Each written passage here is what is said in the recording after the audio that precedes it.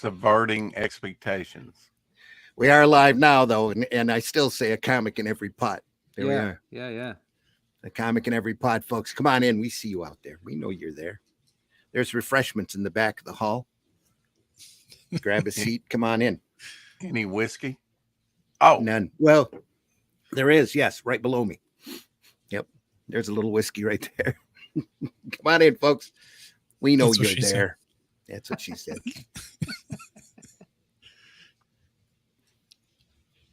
where's Glenn? Is he drawing? Glenn is not here today. He is arting. Okay. So he is going. He needed to take a break from the camera, is what he said. So he's going to be arting for a while. He might be lurking in the chat. We will never know. Happy Mother's Day to Russ. Why? Mother's Day? Have Over I there changed in my the gender? UK. Is it? Mhm. I'm not a mother. Well, Well, you had that's one, what some so- people say. All you happy day to all you mothers over there. Yeah. Is it Mother's Day? As far as I know, or you're something? not a test tube baby, so We No, lost- I'm not. No, I had a mother. She was lovely. We've only been on the air for a minute, and we've already lost a viewer. Come on in, Well, folks. we You, spring forward. So Yeah, we did. It always takes us a while to get up and running on these days of daylight savings time. So give us a minute. Here's a few things to look at. In the time before Atlantis sank and the lands of the world were savage and untamed, one man would claim his destiny. Leaving his Atlantean tribe behind and throwing off the shackles of Lemurian bondage, he sailed the seas as a pirate captain before seizing his place as a king. And now that he has the throne, how long will he be able to keep it? This is the Shadow Kingdom, the classic sword and sorcery tale by Robert E. Howard, adapted by Randy Zimmerman, with artwork by Russ Leach. Available now at funmycomic.com. No, I should have gone deeper on that voice. Anyway. It worked. Holy shit.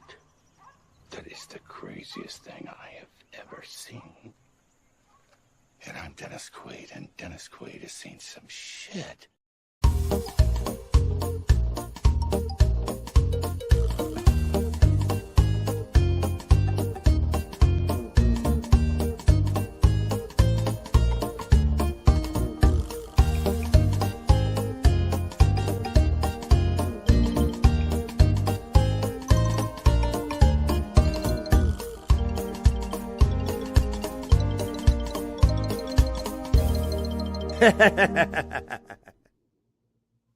I'm the only one with a camera on this morning.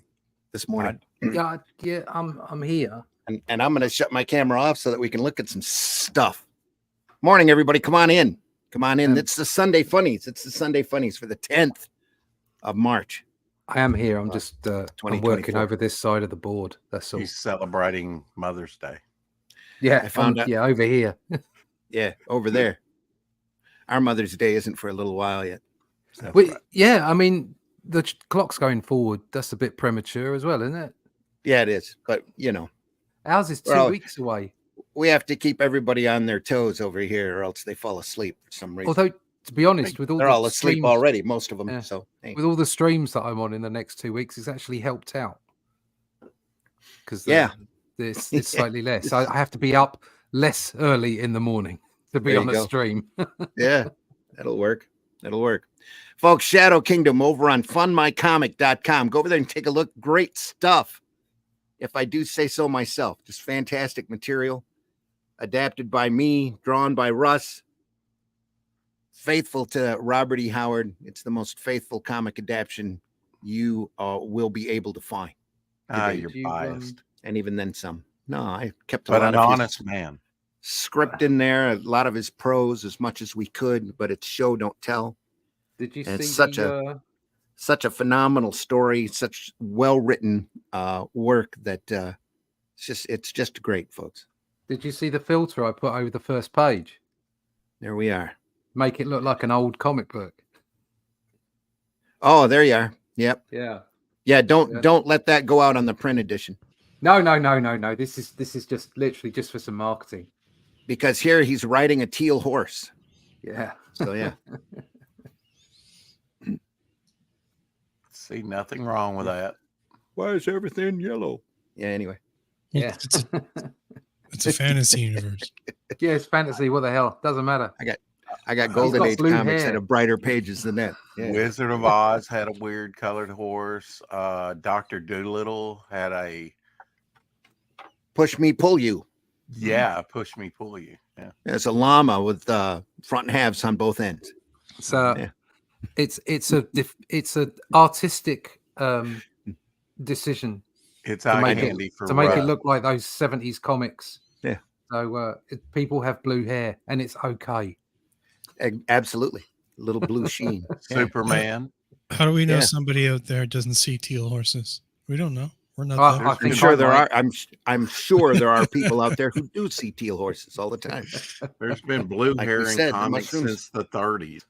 Mushrooms are legal in Colorado. Yeah. Oh There yeah. we go. There you go. Ergo, teal horses, pink elephants.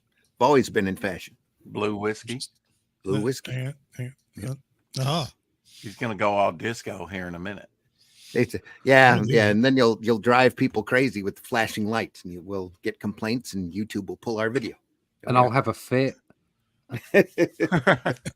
Folks, I'm your host, Randy Zimmerman, editor-in-chief of Arrow Comics.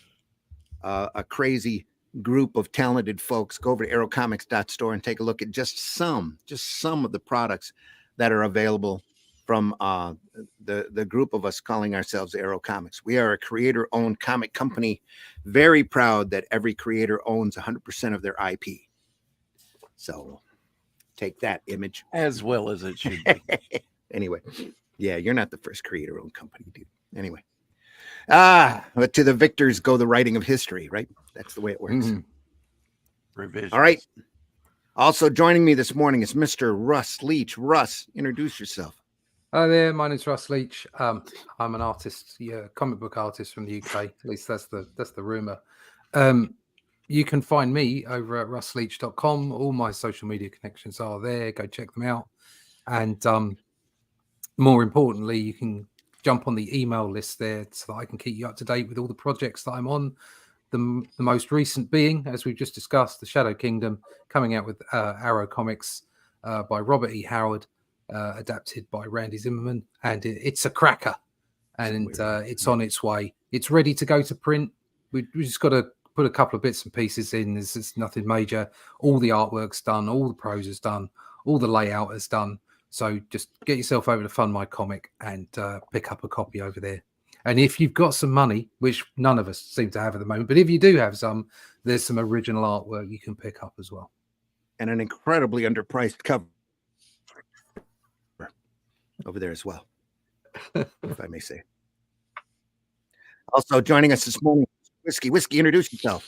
Hey there, I'm a sentient AI. I Why was created to take over the universe. Unfortunately, I discovered skee ball, and I'm good with that. Got to do something up in Canada. I'm telling you, Anyways, yeah, just you to can keep the find. mind occupied. Also true. You can find me there over there at Bandit Ricochet. I do 3D modeling for production. Anything you need made, action figures, miniatures, all that kind of stuff. Just type that into Google, send me a message, and I'll get you something made. Great. Also joining us this morning is Mr. Rex. Rex, introduce yourself. Well, hello, I'm Rex Christian here in Jonesboro, Arkansas, and I've got a book called Devil Flyer up on my first full comic up on Fund My Comic right now, and just happy to be here.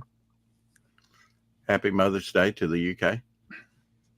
We're grateful you got up an hour earlier in order to join us. Who You're in can Central, sleep? right? Who Yeah, can who can sleep sleep? when you have comics on the brain? There you go. Comics. Exactly. Comics. Comics. Folks, today we are going to look at this Conan book I got called The Jewels of Gwahlur. But before that, we better say hi to the chat. The chat's jumping. Well, Is it- you were on the chat most of the morning here. Well, yeah, So, but there's others that have slid Yeah. in here. And you and Whiskey, Devil's up there. Three Hail goblins all here. morning, whiskey, Fine. whiskey, That's 'cause whiskey, it repeats. whiskey. He's prepping, making sure we're available or we're viewable now over on Rumble on the Bayonet and Ricochet channel. It's over an there AI as well. glitch. He just Right, sent it right. out multiple times. You know. Is Yeah. that a glitch? Glitch, Yeah. glitch. All right. It just makes the chat look full. Caleb's in the house, though. Caleb Reynolds. Morning, all. Morning, Caleb. Glad you joined us. Nice to have you here. Tree Goblin in the house. Sending us beagles. Beagles in the chat, folks. Beagles in the chat. There we are. It's a lot of them. There's a lot of them.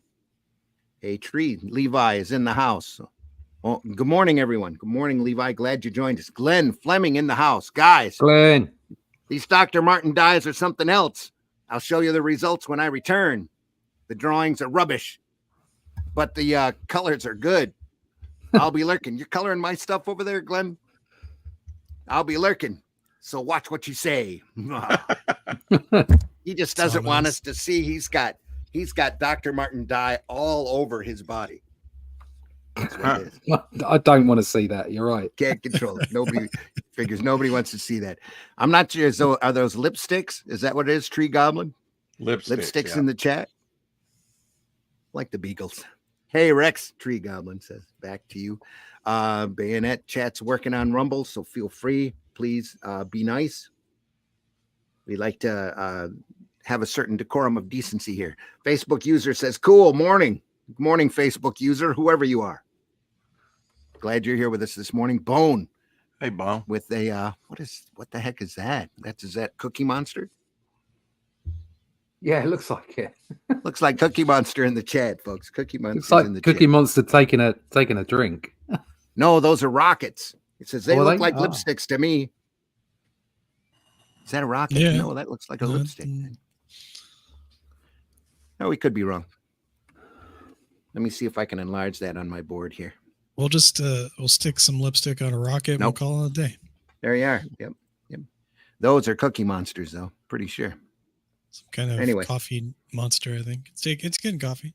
Is it coffee? It's a coffee monster. Yeah, there we are. Yeah. Lots of Is coffee. this Everybody's- Conan? Is this a trade paperback? I have the floppies to it. Oh, yeah. Cool. I never knew this existed. I was in at Great Lakes Con down at the Macomb Community College and was digging through one of the retailer's graphic novels boxes. He had graphic novels there, I think, for $10. And I stumbled across this and saw it was Conan. Then I opened it up and saw it was Conan by P. Craig Russell. And I went, holy crap, that's amazing. Yeah. I never knew Russell did any Conan work. And here he is adapting one of his stories. Yeah. Look at that. He did that in the 80s, I think, didn't he? I think so. I don't know. I love Russell's work, though. I've loved it ever since Killraven. So when I found it, I have to switch my glasses in order to read the indicia to see when the copyright is on it. I thought all of this was kind of recent because it's got a couple of other stories by Mark Textera in it. No, I don't think it's recent stuff. 2019 was the print date. Let's see here. I don't see any other copyright to it. Yeah, you're probably right, Rex, because I don't think they adapted any of the Conan stuff the last time they went through that I know of. Any of Howard stuff, I should say. They were too busy trying to stick him in the Avengers. Anyway, yeah, exactly. Is it Dark Horse that printed it recently, or was it Eclipse Comics? I can't remember. This Marvel? is Marvel. Yeah. Oh, maybe it was a Marvel series. Yeah. Randy, you ever thought about getting one of those fancy stands that'll hold the pages open? Why? Anyway, where's the fun? Where's Fancy. We're all hands on here. We're all hands on here. I don't want to get none of your newfangled stands. Exactly. literally been around since the That would- 1800s? That would involve learning new technology. Anyway, No way. I have a hard enough time with my camera and my soon out of focus Logitech here. Yeah. This Go ahead. combines all 3 issues, right? Is it Yes. a 3-issue run? Yep. It was a 3-issue adaptation straight from the story, apparently. There's You're right. classic hand done Russell right there. Jewels of Gwahlur. Very stylized. Always Yeah, loved it's Russell's work. a bit Mobius, isn't it? Yeah, in a way. Especially, Yeah. especially with the colouring. It looks quite Oh, here? European. Oh, yeah. Yep. Yeah. That whole palette is crazy. Yeah. And Yeah. you can go back to the early 70s, and he hasn't really changed that much. Maybe a little bit No. more detailed, a little bit Yep. more refined. I'm really Here and there. disappointed in the fact there's no teal horse. No teal horse. No. It's coming. Almost. Wait for it. It's pretty thick though. That horse could be a Clydesdale, without the. I like that brushes on the bottom. round dialogue balloon there, and then Yeah. just the roundedness of the speech there. Mhm. Uh-huh. I'm not sure if he did the lettering on that or not. Probably not. Colorist is Laverne Kindzierski. Letterer is Galen Showman. Shirley. So he's Shirley. What? Laverne and Shirley. Laverne and Shirley. Uh-huh. Hey, Laverne. Adaption and artist. Jesus. Yeah. Cover art by the same, based on the story, The Jewels of Gwahlur by Robert E. Howard. Russ, don't feel intimidated by this artwork one bit. There's a war scene right there. Why would he feel Is this intimidated? arrogant to say I'm not? Not all Sorry. of it. It's nice, but I'm not intimidated by it. This You guy ever seen his Elric work? I have, yeah. I think they no. came out through Pacific Comics. Yes, it did. Yeah. I love adapted. Pacific Comics. I wish Pacific Comics would have lasted longer. Yeah. Mike Gold. Yeah. Had some great stuff. Again, another little round panel at there this. by your finger. Yeah, here. Yep. Mhm. Also saw I was in looking the- at the red silhouette here. It's pretty Mhm. hot. We also saw some of the Sure. red or the round panel things and text bubbles or what have you in the title of the book as well. Not the front title, but the inner title as soon as you open the book. Glenn Fleming says lettering by Richard Starking. Galen Showman. That But it box could has be. got too much space in it. The what? That Which one? text box on the first page. It's too much space. Yeah. Yep. See some more picture. Might have left it a little wider open, maybe for Hmm. translations or something. I don't know. Maybe. Or maybe he to just- make it look like a written parchment or something. They spend a lot of time putting a lot of artwork in the first couple pages, and then it just kind of starts to give it more space. Hmm. I'm really disappointed with the two battle scenes there. Here Yeah, or here. both of those two battles. This is a recap, isn't it, of what came Yeah. before? Yep.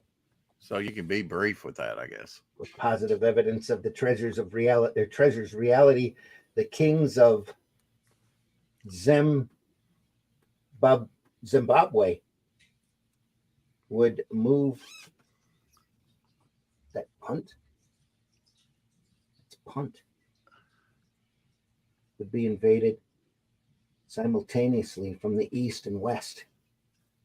But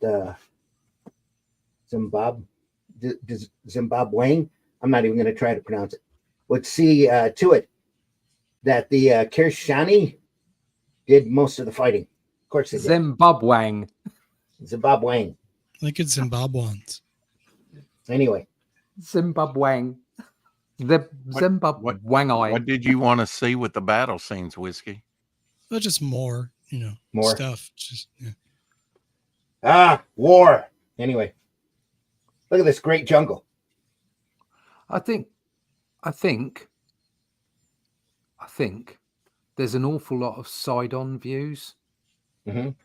which is not making it as visually exciting as it could be. Line work's Well, lovely. The but it's layout, just- the layout on a lot of these pages is incredibly tight.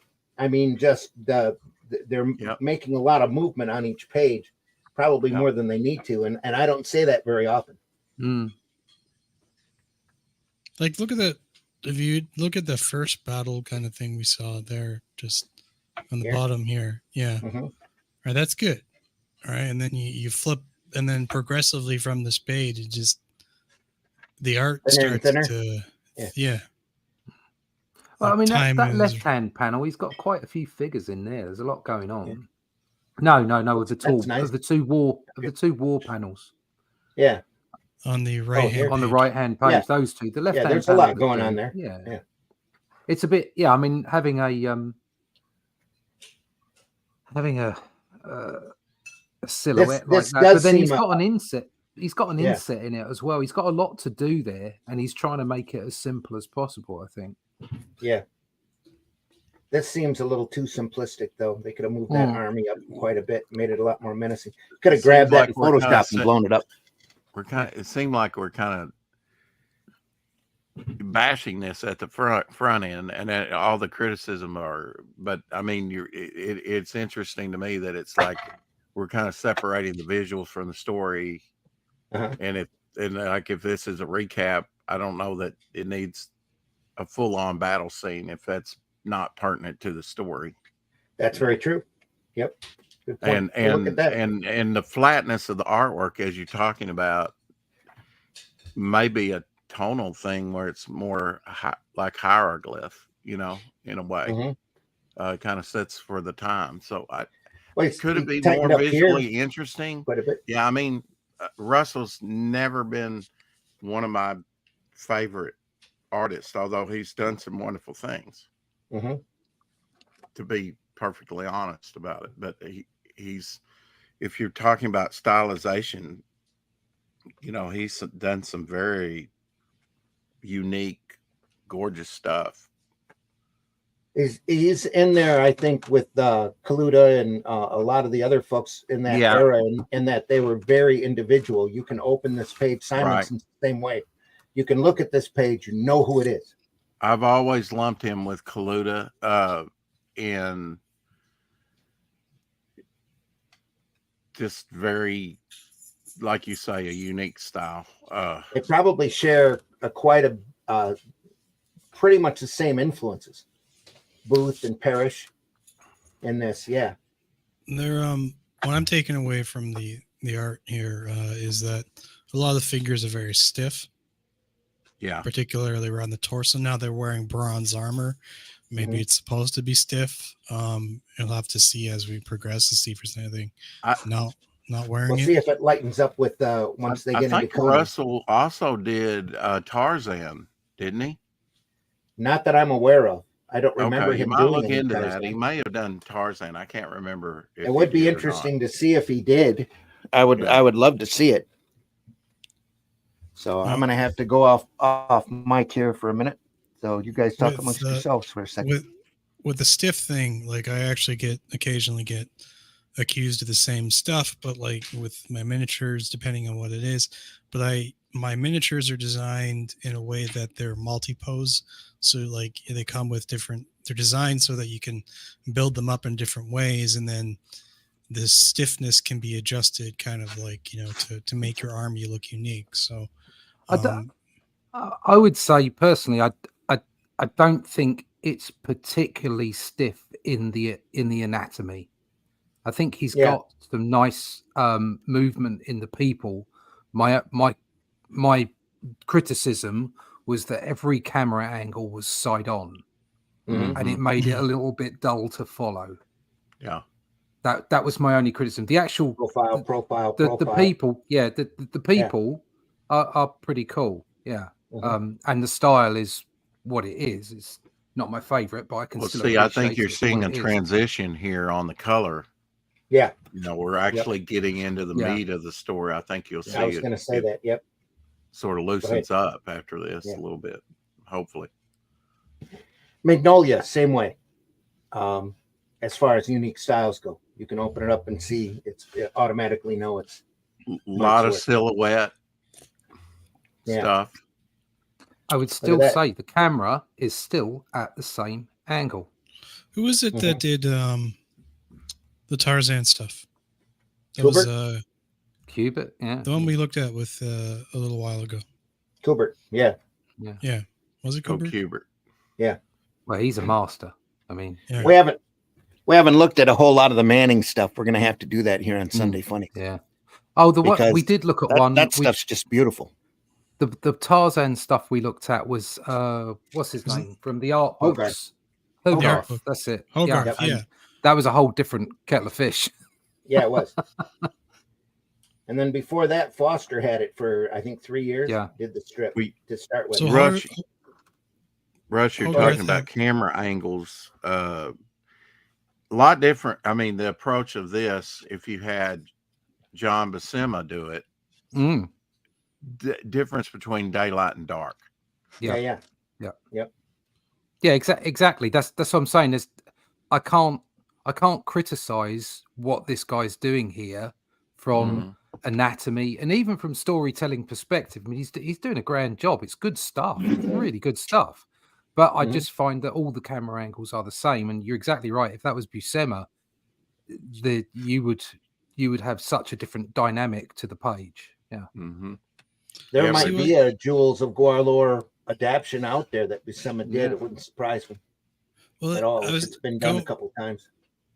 talking about the Sorry, stiffness of the sorry. piece here, and like just say Hogarth. You know, obviously it's a different kettle of fish, but like if Hogarth was on the piece, you'd see him open the doors, and then he'd be like, you know, full like arms out to the sides. There'd be a lot of dynamic movement to it. That's what I mean by stiff. There isn't a lot of. There's a lot of opportunity here to open up the characters to get some interesting poses, and it doesn't seem like the artist here has put that effort in to do it. Well, give it some time. Fair enough. And There's I a think lot too, judging There is from a the lot of anatomy, storytelling going on. yeah, there is. Judging from the anatomy, I think we're dealing with a younger Conan too. Yeah. With the body, the there's not a lot of muscle mass here. I think the problem here is we're all spoiled by Buscema's Conan. So. Yes, I won't argue with that. yeah, Completely with that spoiled by it because it kind of. I know some people prefer Windsor Smith's Conan as far as he was much more like this Conan. He was like far more lithe. Wispy, He wasn't yeah. a big muscle bound version. But I personally I felt that Conan was the way that he depicted Conan was perfect, and it was Yeah, difficult to get past that with anyone else doing it. You mean Buscema, the way Buscema Yeah, did it? Buscema, Not the way Yeah, Yeah. I mean, there's a lot of people like, well, I like, and that was his early stuff where it was very Kirby-esque, and Yeah, nothing wrong with that, but it's, nothing.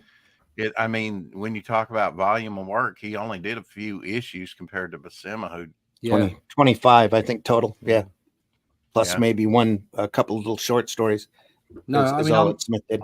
I'm not particularly keen on Windsor Smith's work on Conan, but I you know, looking at his stuff on Wolverine and Weapon X and Machine Man, it's absolutely stunning. It's beautiful work. I love him as an artist, but I didn't particularly like, or didn't particularly rate it as a great run for him on the Conan stuff. Especially Russ being hasn't said followed. it yet. Not that he won't say it, but Buscema is the definitive Conan artist. He is, yeah. I mean, there's no doubt.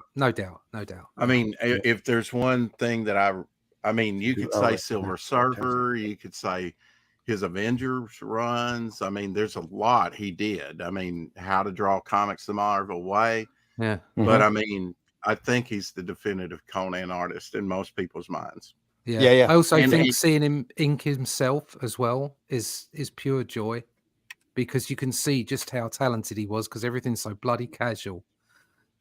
All the lines are just, you can just imagine him, because I've seen a few films of him drawing, and you can just imagine him just like flicking it down on the page, and it's just beautiful. It's just amazing. What would have been interesting to see Kubert do a Conan story. Yeah. Especially because, you know, Tarzan's really got a thinner build. Yeah. Conan Tarzan's is a far more bulky live. barbarian. Yeah. I wouldn't put it past him that he hasn't drawn a Conan, you know, At least a pinup here. no Kubert. Yeah. At least a pinup at one time or another. And even Kirby's Conan was thick and bulky and really Right. amazing. Yeah. Everybody was thick and bulky. Yeah.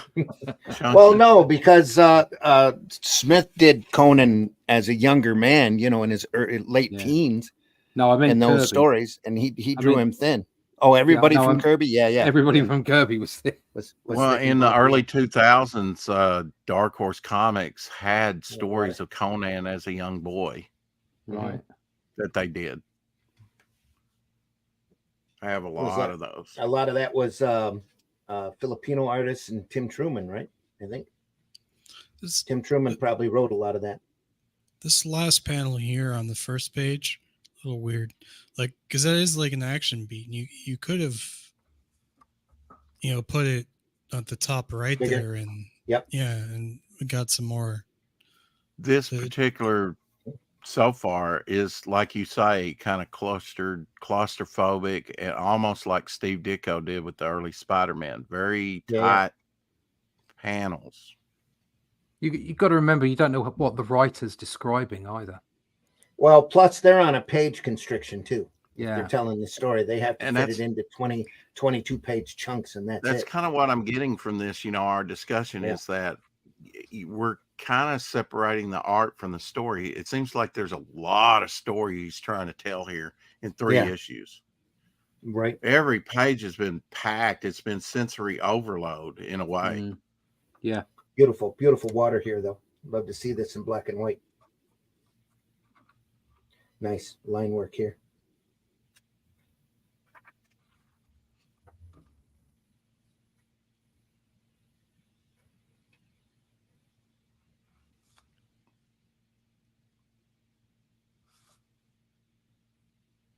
Apparently he's looking for Valleja. Well, that's a nice top. Yeah.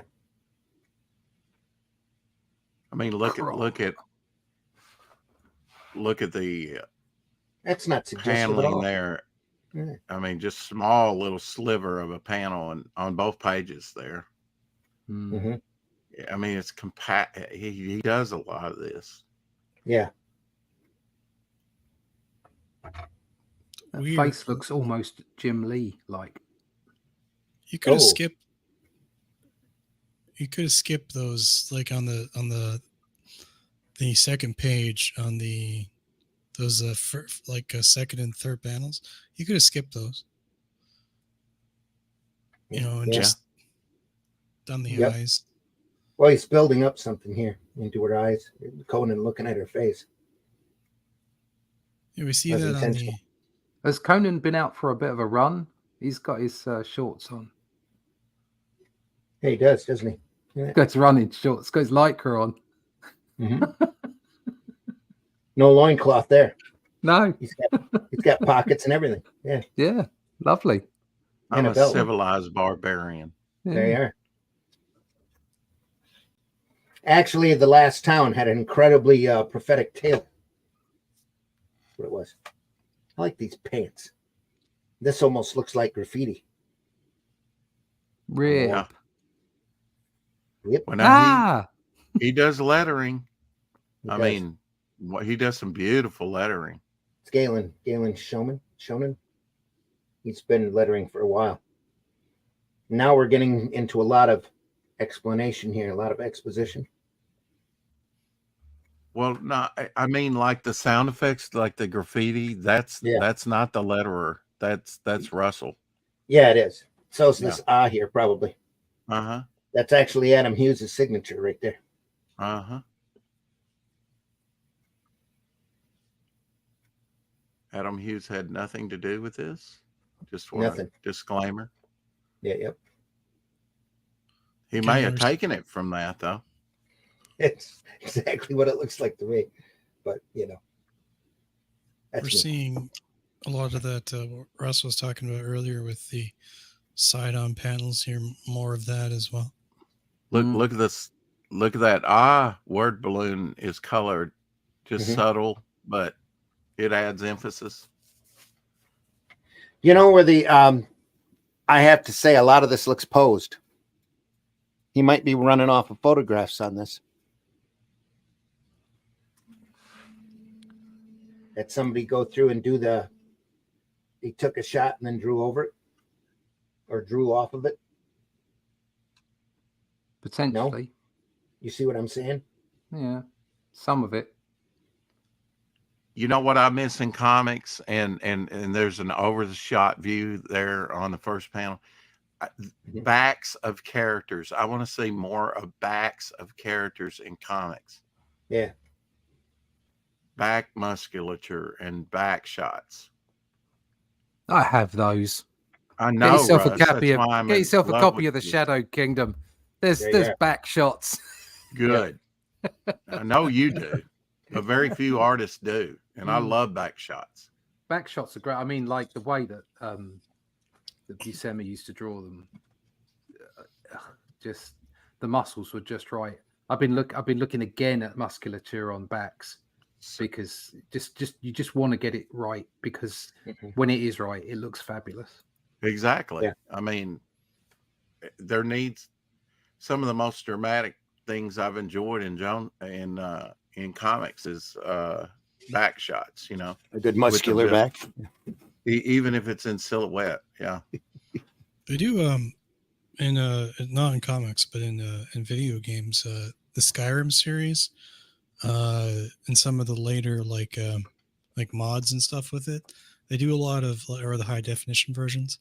They do a really good musculature on the backs, and then you can see them in motion.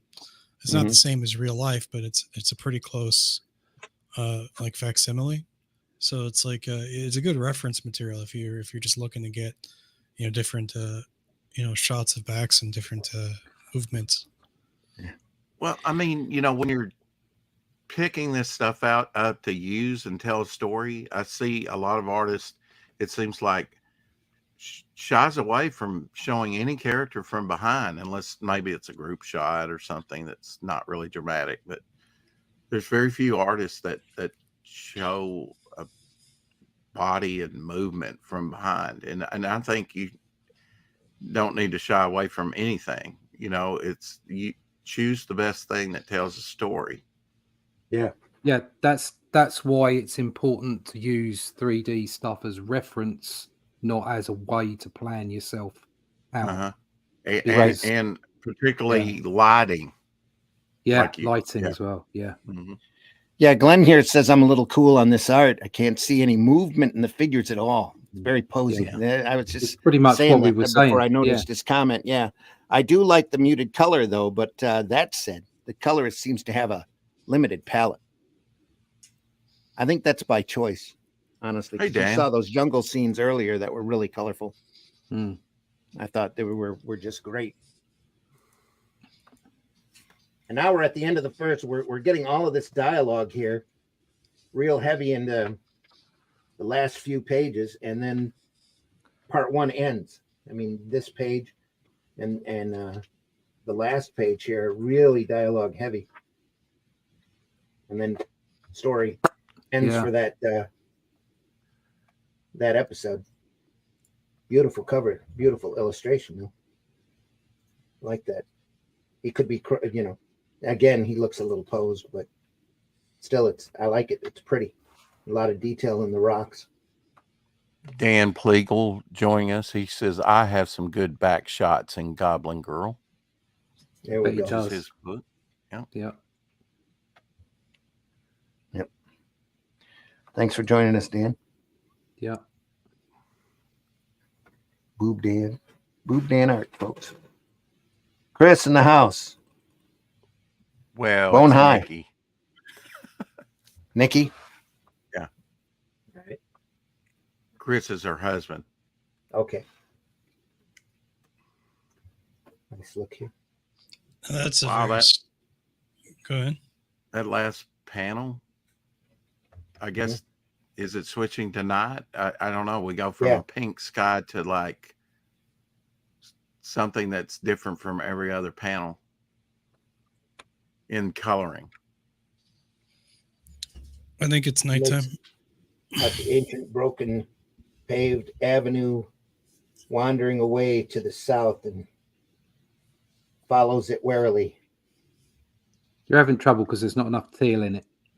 hugging the edge of the paving where the shrubs mask their shadows. Thought that would be mask, but anyway.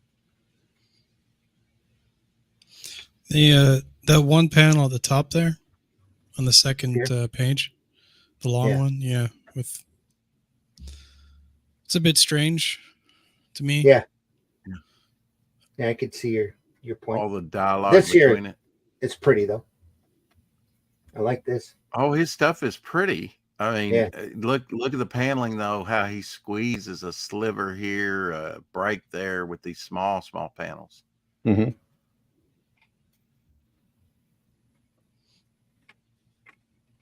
Move that down just a hair. Very designery. Is that Yeah. a word? Oh, now see, here you go. Look There's at a that different darker palette. color. Yeah. Yeah. That's cool. Love that shadow across his face down there. Those Mhm. two That looks more silhouette like panels Tarzan are than impressive. Conan to me, though. Yeah, I mean, it looks a lot. I'm not like saying it's bad. It's great something- stuff. Absolutely. I think if Joe Kubert would have did that, the shadows would have been more prominent, though. Mhm. Very dramatic. Now, see that thin little panel works when the eyes are right there. right. Yeah, the focus on the eyes, that works. Yeah. Because you're Seen- focusing on that one thing. Mm-hmm. Seen Kubert do that, a lot of that.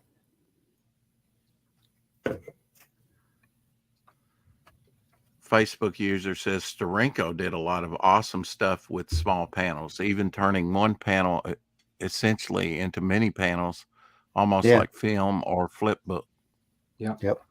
He was a master at that.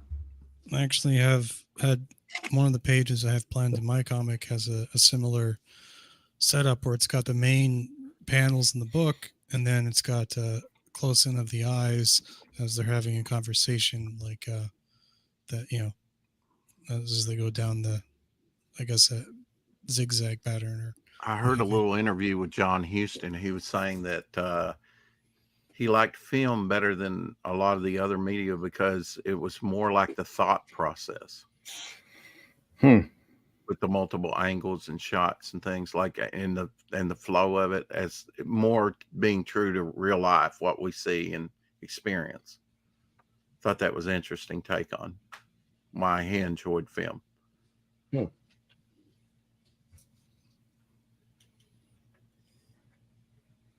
Oh, it opens up a little bit here and lets you breathe a little bit. Yeah.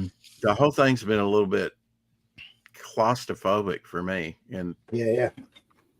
so jam packed. It's almost sensory overload. Not that it's not beautiful, but it's like Well I say, I'm a little biased. He's just never really caught my imagination. Although I have some of his stuff, he does beautiful work. It's just I'm like Russ. I kind of like the more dynamic stuff. Right. Yeah, I used to, in a lot of my work, I used to search for tightness. And I've learned over the time that what I really wanted was the looser approach. Mm-hmm. That's what I see in some people get confused between, detail rendering and just appropriate amounts of lines.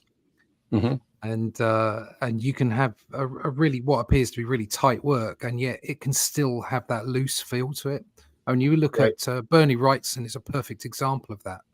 So look how much rendering he does, how tight it appears, and yet if you look at each individual line, you'll see how loose it is, how natural it is, and that's Since why you brought he's- his name up, I have to say that my friend just got in the mail yesterday a first edition of Bernie Wrightson's Frankenstein signed Oh, there you go. for $200.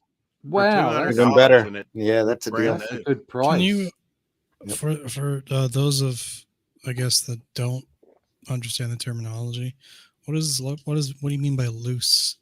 I Russ? mean a natural line. I mean a line that You get up on it, and it doesn't look mitered. It doesn't look like it's been ruled. yeah. It looks Yeah. like he's done it by hand. Mobius is has a lot of work like that. Well, he'll go through and do his shading and his stippling work all, and it's just beautifully done. And you get up on it, and it's all like squiggly lines and dots. If you Where look it's at that loose. bottom panel there on the left, okay, of Conan. Now, I'm not saying this guy didn't draw with a pen or a brush. I'm sure he did. Okay, but the style of it, if you look at, say, the hair, it's got quite a graphic feel to it. It's very, very tight. Okay, if Buscema drew that hair, it would be loose. Oh, especially here. Yeah. You wouldn't see It would those have trim lines. It would be rough. Yeah. It would be rough. Yeah. Yeah. And it would just look different. It doesn't mean that this isn't as valid. All comic book art is as valid. Okay. This is really lovely art. I've complained a little bit about the stiffness of the storytelling and the camera angles, but the art itself is gorgeous. Okay, it's really nice. But I think it's a good example of some quite tight art. Whereas somebody like Buscema or even Kubert, you look at it's got this flow to it that's really difficult to replicate. Yeah. I think I'm loving his nature and his architecture. To me, it's phenomenal. But his features are what really brings where you can really tell his style, who it is. Yeah. You know, and we're not going for all out feral Conan. We're going for a younger Conan too. You think that kind of played into the way he did it? I'm sure it is. Yeah. There's a lot of that open dialogue working here. Not that you couldn't have Like you that. like The Dynamite stuff that depicted him as a younger boy had that hair going everywhere. Yeah. I mean, this is style, not content that we're talking about here. With loose lines and loose. It's just really difficult to describe. The lines have an energy to them. The way that they're delivered to the page has an energy to it. That tree. Yeah, that's just great. But even the tree, those lines are tight. They're tight lines. They're well done. They're beautifully done, but they're tight by comparison to, let's just say someone like Buscema or Cuba or whatever, because their lines had a vibrancy to them. They had a flow to them that it's just difficult to see. A lot of that two-fisted tail stuff we were looking at, that had the same feel, really loose and beautiful. Can we flip back one page there for a second? One of the things that I know that, or I'm guessing here that I think Rex brought it up, that they're trying to replicate sort of like a pictographic Egyptian hieroglyph. I'm talking about like a pictograph or pictographs where it's like side-on shots, very little, I guess, depth to it or foreshortening or what have you. So that it almost looks like you would see, if it was replicated in pictographs, you could see it on some ruins in a wall in the pyramids or something. But it just, for me, it doesn't work, right? The side-on shots. And you see on the bottom panel on the right page that they have in the same panel, they got the people on the side, then they have the 45 or what have you at a different angle. And it just, I don't know, it just doesn't work. I don't feel personally it works. You don't feel like it's almost two pictures put together? It's more like it. The use of it destroys the suspension of disbelief. Okay. If that makes any sense. Yeah, I'd have gone for a different angle. Conan's way back there. The angle on the bottom left panel with the two guys up front. I'd have put that isometric just to break it up. Meaning what? From slightly from above, I'd have changed the angle so that you could see more figure. I'd have just changed it up so that you had some break between the angles of the last three panels. But that said, once again, this is all with a caveat. You don't know whether he's been restricted by the scriptwriter. There he could is be all the kinds of. In this. He wrote the script as well. He adapted it. Yeah. Oh right, okay. Like I said, there's Then in obvious. that case, I don't like his choice of angles. How's that? There you are. There you go. Glenn Yes, says nice. he's drawing trees, he's drawing figures, then he's drawing the path. He's not drawing the scene. Yeah, that makes sense. Yep, I could see that. Interesting. I should say that Dan Pleagle says thank you for the great visuals today. He's actually recovering in surgery in the hospital watching us. All right. Well, I hope Dan, he's doing well. Hope you Get heal better. quickly and get out of there. Yeah. Yeah, absolutely, Dan. That I don't know, like there's no in my limited experience studying how comic books are composed, like put together and the panel works and stuff, usually they suggest following the eyes of the character to the next panel, some kind of composition, rules of thirds and things like that, so that you know where to go to next. And obviously if the writing was designed where these are supposed to be pictographs or hieroglyphs, I can never pronounce the word. There you go. Thank you. If that's the case, then I don't know. It doesn't work with the comic format. And then of course it's not being more used heavily doesn't work either. So I don't know. From when Randy first opened this up, were you immersed into this world? Were you just double dip chocolate, enthralled by all this stuff? No, you weren't. Yeah. I think it's slightly breaking up the flow of the story, the choice of angles, and like you say, if you're being strict about things, that bottom left hand panel with Conan, maybe he should have flipped that left Conan, bottom left, that one. Maybe he should have flipped that, and he should be looking in so that it takes you to the next panel on the right hand side.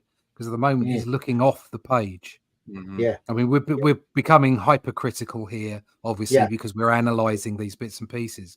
But if you were going to go along those lines of following that kind of rule set, that's what you would do there. Really, I guess and that's what I was saying early on, how effectively you could break this down is you would almost have to read the story to see if the visuals work with the story. That's true. Because he is telling a lot of story here. You can tell. Yeah.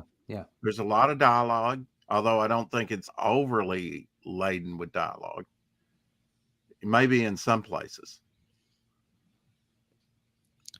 I think once again, there's the caveat that whatever we might be saying about the flow of the story, the caveat is that it's beautifully drawn. Yeah. Well, I like that. I mean, this figure popping out on that middle panel there on the first page. Yeah. I mean, that's something you might. But you see, that's dynamic.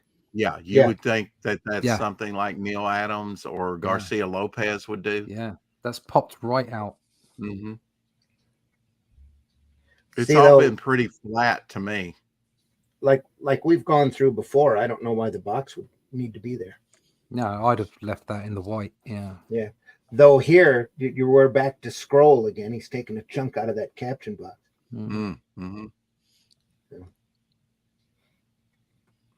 But he doesn't. They look hand ruled. He might have done all those lines by hand, for all I know. I don't think the caption boxes. He always beautifully designs stuff, but it's just. I guess I go for the more action, dynamic stuff. Does that not make me not appreciate his art?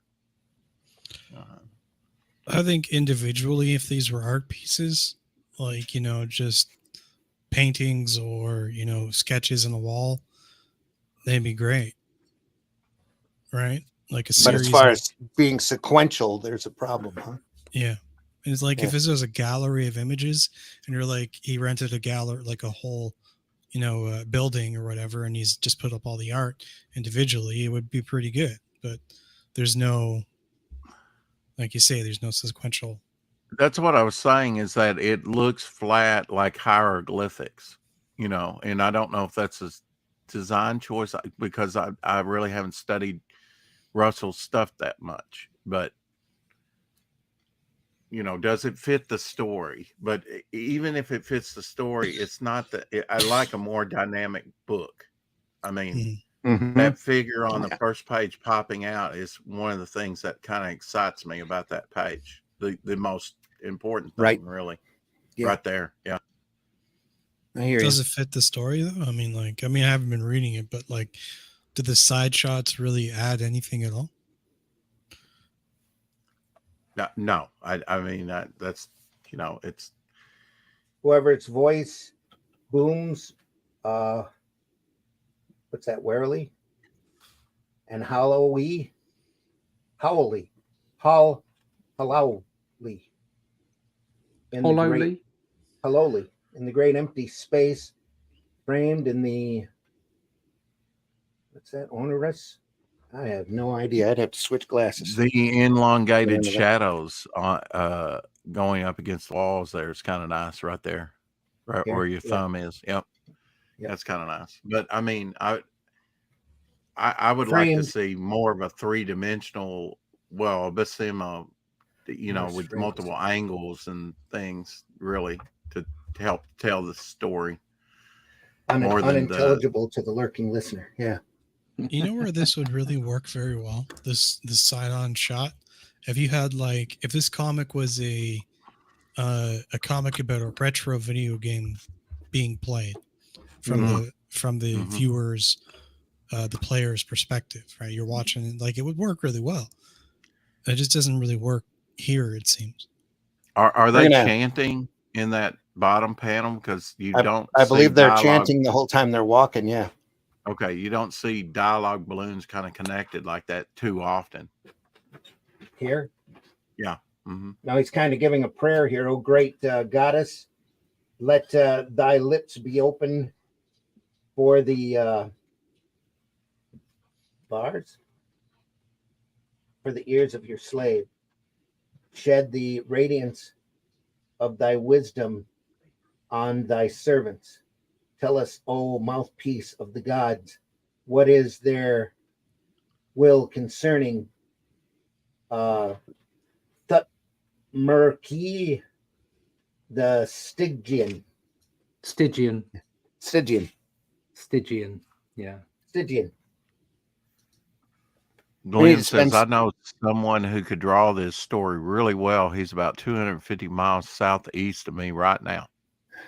There you go. Bless him.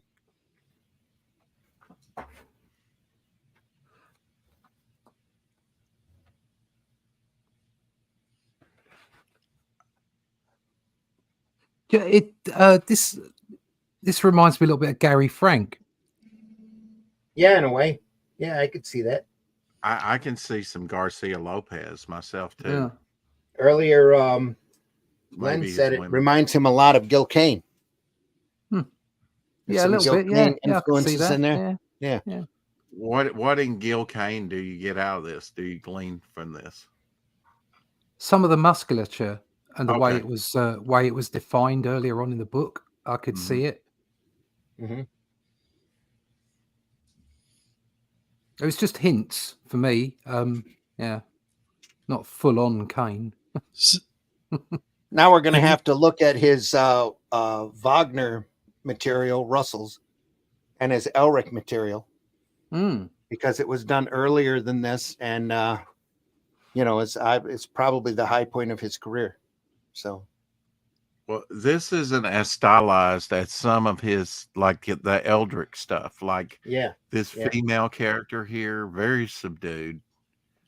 I like those last three panels where she's in silhouette, and you can see in most of his stuff, like above that, you see where they're all saying the same thing in unison. He does the lettering, the artist again. Yeah. I don't think that was the letterer. It was Russell doing that. And this is intentional. The circular. Usually, you see a lot more of his lettering. Yep. Is part of the art of everything that he does. He does stylized lettering. Look at the awful hibernation. in those balloons not good, Glenn says? Hyphenation. Hyphenation? Yeah, Okay. Yeah. I noticed that earlier. It makes it hard to read. Servant. What's what I found really strange here is, like, just say that they were following these people as they're on the side view, or they're going to, like, in a chant until they got to their destination, and it was really weirdly emphasized, the whole side thing. And they break it up on the right hand side, or right hand page, where they see a completely different angle. We're now looking at them straight on, and just say it doesn't continue on with that. It kind of feels like Andy Kaufman-esque, if you follow me here. Like, it like irritates the reader up until the point where you're like, you need to release to like get away from it. Then he's like playing the tape recorder on stage. It's like, you want to hear something other than tape recorder. It's like, what's in the box? He opens the box and it's the tape recorder again. Like, it just, like, I don't know, like it almost doesn't work. You know, I don't know. It's playing 4D chess with us. Yeah. Can you lower the comic book just a little and show that top panel? Look on the first page. Yeah. See, he does these little. Yeah. I don't know that that's a build-up like you said on the other page. Yeah, why that? Why all Yeah, this? that's really tight to the top line, especially. Yeah, I mean, it's all the way to the edge. Yeah, it's like she's waking up here. Is it designed for design's sake? I mean, I don't know that this advances the story. It's kind of, you're coming in, and then she's awake here, and they're freaking. I think it's quite European in its approach. Maybe, yeah. I think it is. I think it's very European in its approach. You know what? It kind of reminds me a little. The art style also kind of reminds me a little bit of the Avatar series, the way that they draw people.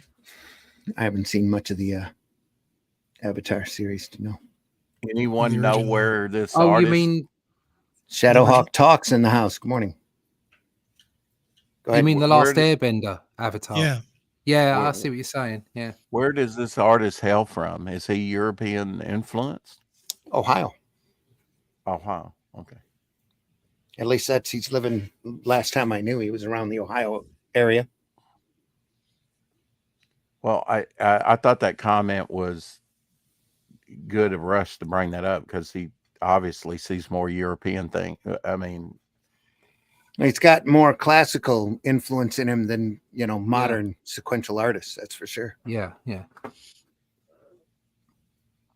Do you like that where she raises the arm and it all goes into shadow? Yeah, I'm 50-50 on that. 50-50. Don't equivocate now. Yeah, no, I'm not sure. I do like it, actually. Yeah.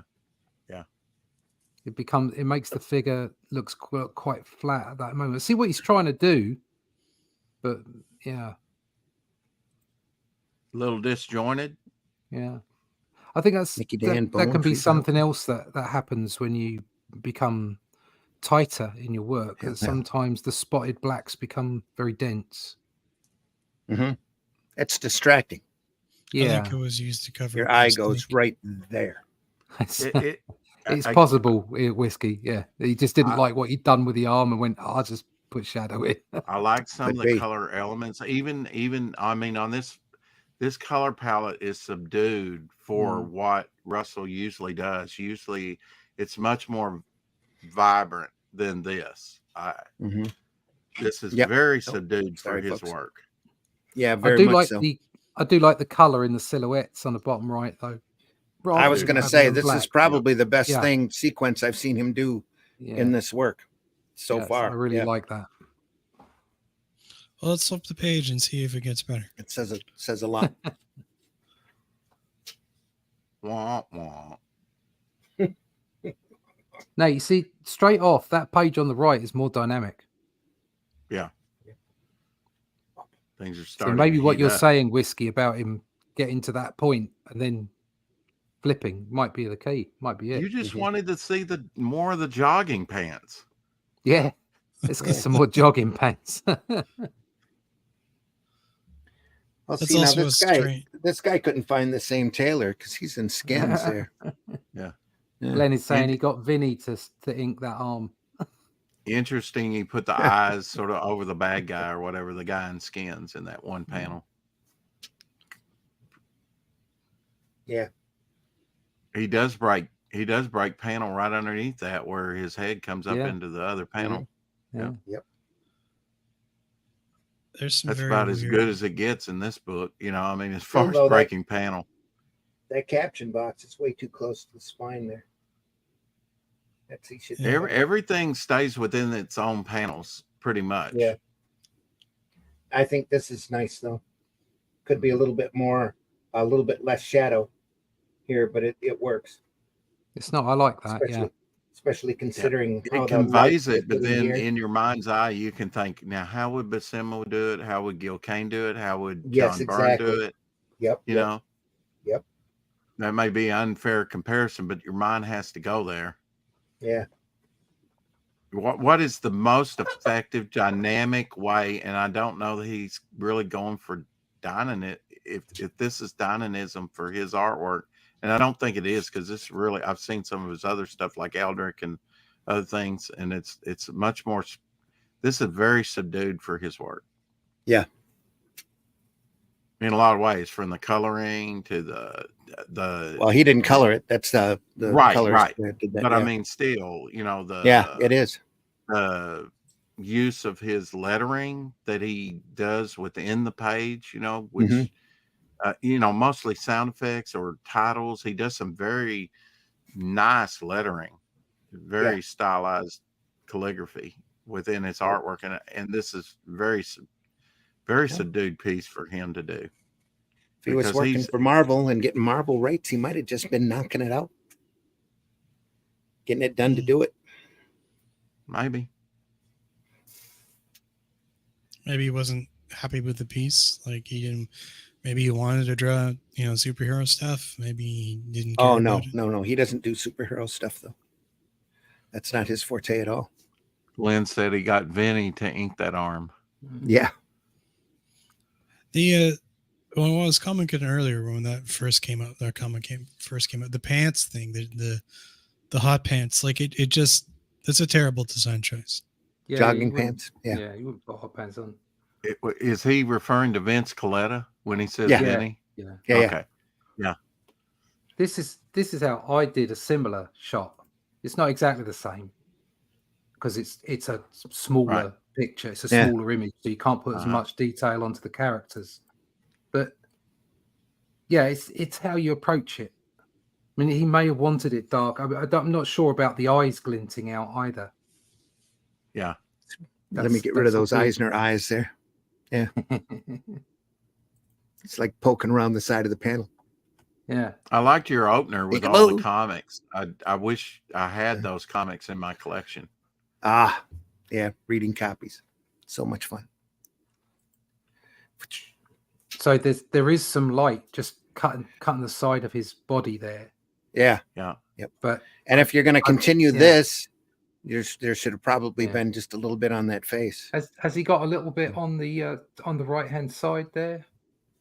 Yeah, so he's just got a little bit of wall as well where you can see his thumb. Yeah. Yep. Yeah. You can see that light coming through here. But I don't know about white out eyes there for a human. I wouldn't have done that. Yeah. Yeah. I understand the temptation to do it because of the drama and it's comics at the end of the day.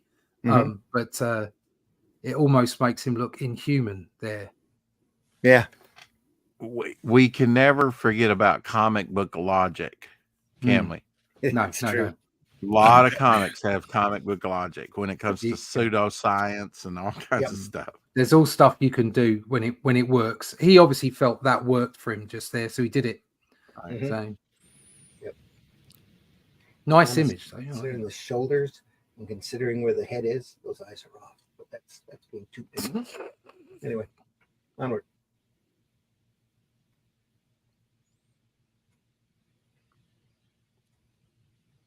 Still at attention. It's a weird pose too with the sword. Yeah. I'm not keen on his physique. Yeah. I'm still thinking that he posed all of this. He had friends of his come in and took shots and maybe just drew it off of it. on a lot of this stuff. If he did that, it's a massive fail to me.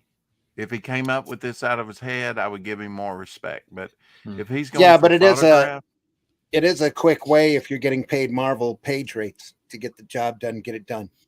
Yeah. You know? Yeah, there is something to be said about like time, just knocking it out, just getting it done. Again, it's possible he didn't care about the piece. We don't really know. No.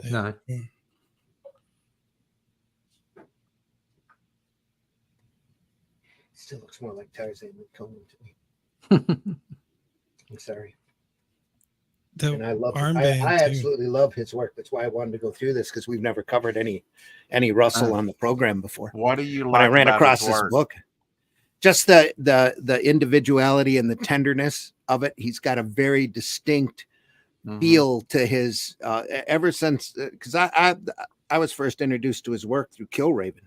I mean, I was one of those kids that would run out to the drugstore and know when the book is supposed to be out, and I'd drive all over the area until I found it, because it wasn't ever distributed correctly. Right. You know, to a large number. Finding those old Amazing Adventures to me was great. And seeing, after coming off of Tuska and some just crazy, goofy writing with him and McGregor, I thought were just amazing on that title. Herb Trimpe did some of those too, didn't he? Kill Ravens. Or was it Trimpe? Yeah. No, covers? It was. Yeah, you're right. It was Trimpe. It wasn't Tuska. Trimpe did a couple with a Rat Man character where he was in DC. That's. He's got a great style to his stuff too. But the Killraven work that he did was so completely different. Yeah. Here's the hieroglyphs. I called it early. Yep. It's sort of almost like foretelling the story or whatever. That could be very intentional, like Rex said. A Yeah, lot of panels. Yeah, a lot more than what he usually does.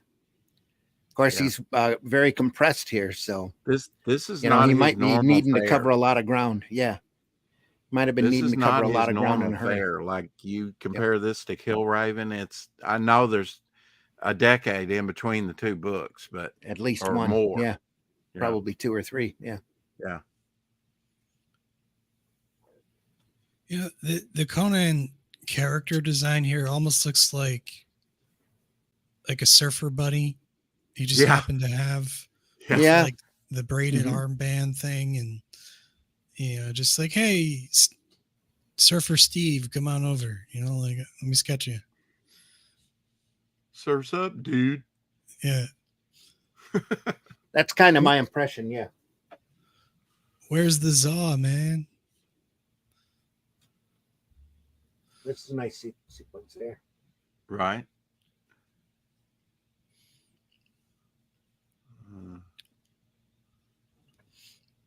See, he's going into the belly of the beast, into the darkness. This could be really dynamic with lighting, and not so much. That leg could have been a lot higher. Dynamics. Like those panels on top of on the second page there with the stairway and the door, and like I feel like I'm playing the original Zelda, game. I'm going down like a set of stairs, right? And like a pixelated 2D environment. Like it's just there's nothing there visually. Yeah. It just I have this in my collection in the floppies, but probably didn't see it and pick it up by individual, probably in lots or something. I don't. Maybe when I bought a comic shop out, I don't know, but it wound up my collection, and it's just not that exciting to me. And I know he's done some visually more exciting things than this. I could pull out his Elric book if you want to compare it.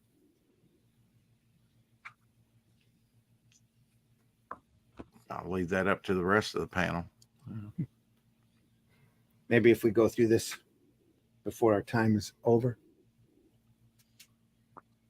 I We'll want to get see. banned if you pull one out. Say what?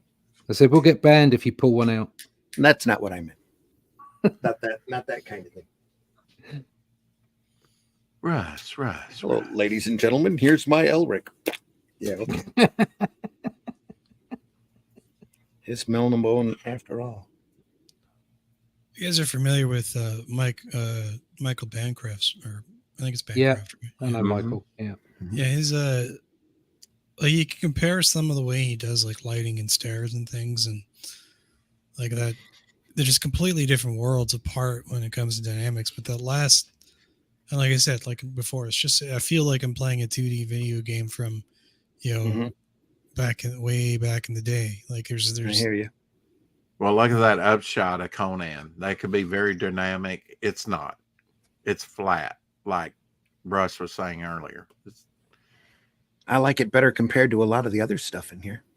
It's a pretty nice shot compared. Yeah. Well, yeah. Comparison. I mean, and still looks like Tarzan though. well, can you draw it? Can you draw it? No, but I can criticize it. I think I have a good eye. I mean, I don't know. This works kind of sucks the life out of me. I want something that actually energizes me. Sorry, man. I think I'm pretty sure I okay. could draw that. what I was saying earlier is that this is very accurate work. Right. It's very beautifully done. It's skillful. It's artisan. It is cool. It's very nice, but it's lacking some life. Yes. Has there been crossovers with Conan? There have been a few. I think there has. Yes, I saw a picture of one the other day actually, which may have been silly Marvel tried to put him in the prehistoric Avengers there for a little while, and then Howard yanked the license from him. So yeah. It's about styling, I think, and it's about the way you approach the dynamics of it. Yeah. And this is something that I fought with for a long time. And obviously still do as an artist, is you're looking in your mind's eye, you're always looking for perfection, and everybody's view of perfection is different. Right. But you have a tendency to try and get the finest line, the exact line, exactly where it should be, what it should do, and look like the real thing. And actually, as we've said before, comics is about impressionism. It's about relaying a mood and a feel and a story.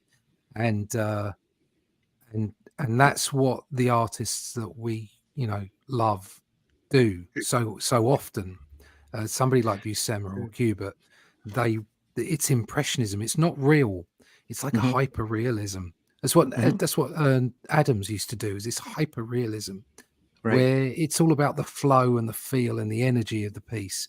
And as an artist, if you drive hard to try and get that perfect line, that perfect pose, sometimes you suck the life out of what you're doing. He always used very fine, thin lines in all of his work. Yeah. Not broad, energetic strokes. Not that maybe I'm wrong about that, but didn't Conan cross over with Red Sonja as well? Oh yeah, they used to do Red Sonja books. Yeah, they introduced Red Sonja through Conan 25. Right. Yeah. And there's a what if out there. What if Conan emerged in modern times? Too. Yeah, with the handgun, looking much like Clint Eastwood. Yeah. Levi says Gru versus Conan exist. Okay. I actually prefer the one from Savage Sword of Conan, where he fell through a portal in time and ended up in 1970s New York. Yeah. That's a cracking story. That's complete Howard, brilliant. There's a Howard story where somebody goes back and meets Conan, goes back in time. Yeah. And runs into Conan. They weren't in a DeLorean, were they? No. Okay. No, I think they did it through dreams. It's kind of like somewhere wrong in time. with the gravity in the future. Why is everything so heavy? Yeah. Exactly. You just gave me an idea, a fever dream. You tell the story from a fever dream, and Mhm. the reality of it, the guy's just been accidentally castrated at the end of Oh, the story. accidentally. Ooh, accidentally. Well, what would go through your head with something traumatic like that, or you sever an arm or a leg? The problem with stories about dreams is that the end of the story, when the person wakes up and it's a dream, and and Right, the reader doesn't necessarily realize it's a dream, unless right. you go in with that concept, Mhm. they often lose interest in the story because none of it actually happened. They Like, feel cheated, don't they? yeah, Yeah. yeah, Yeah. quite often, and I can it's tell you my reaction to losing an arm would be completely different to my reaction to losing my tackle. Mhm. There you go. Glenn puts it succinctly. So he has what I Yeah. call a European line, very thin, like Mobius, as opposed to Kirby and all of the American greats. Yeah. We said that right at the start. Yeah. Yeah. Yeah. Yeah, absolutely, Nice. Glenn. Nice coloring work here, though. He does It, beautiful line work, but it is yeah. thin. It's Mm-hmm. not. It's not that heavy Western comic feel to it. Yep. isn't that the whole castration thing, the whole entire plot of Fight Club? I don't That's know. I never chemical saw cast- it. I just come up with the great ideas. That's It's been a chemical long time since I've seen castration, that isn't it? that movie. It's Yeah, not. it was It's chemical he's got cancer, right? That's the All right. the whole subplot is that he's the losing his manhood, and like the Huh. whole. I didn't get that. Right. Okay. Didn't Obviously get wasn't that. The whole obviously- the I obviously wasn't listening. I was obviously just there for the violence. the realization of toxic masculinity. Is that what you're saying? That's an to the interesting unbelievers, statue or folks. creature. Yeah, Fight Club is if you watch it again and look at the psychological aspects of it, Right. with especially if you like watch a review of it, of the Right. psychological aspects, like before you watch it, Yeah. you then more of the story opens up beyond just Okay. like them fighting in a nothing is real in that story. Nothing is No. like all of it's his delusions. Symbolic. Yeah. Yeah. Yep. Yeah. I had a few of those kind of dreams. Anyway. Complete nice palette change here over to the blue. Blue and yellow, just shiny. Really nice. Shiny. I like that cover there. Yeah. Let me make sure we didn't miss a page. Yeah, here she comes in. Crawl. Touch wood. Your camera has been behaving itself.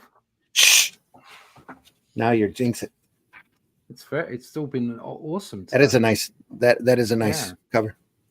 Nice palette. Beautiful. This is almost had me wondering here until you realize it's the glimmer, it's the sheen off of the jewels in the box. You thought it might be standing in water? Yeah. Yeah. Almost.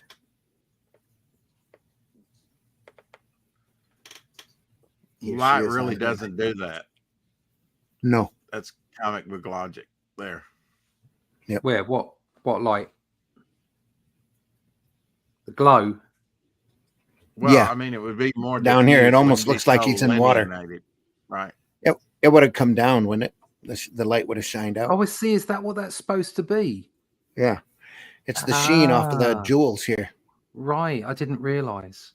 It's lasers. would've- It's it would've just blown cutting out. off of the kneecap. Yeah.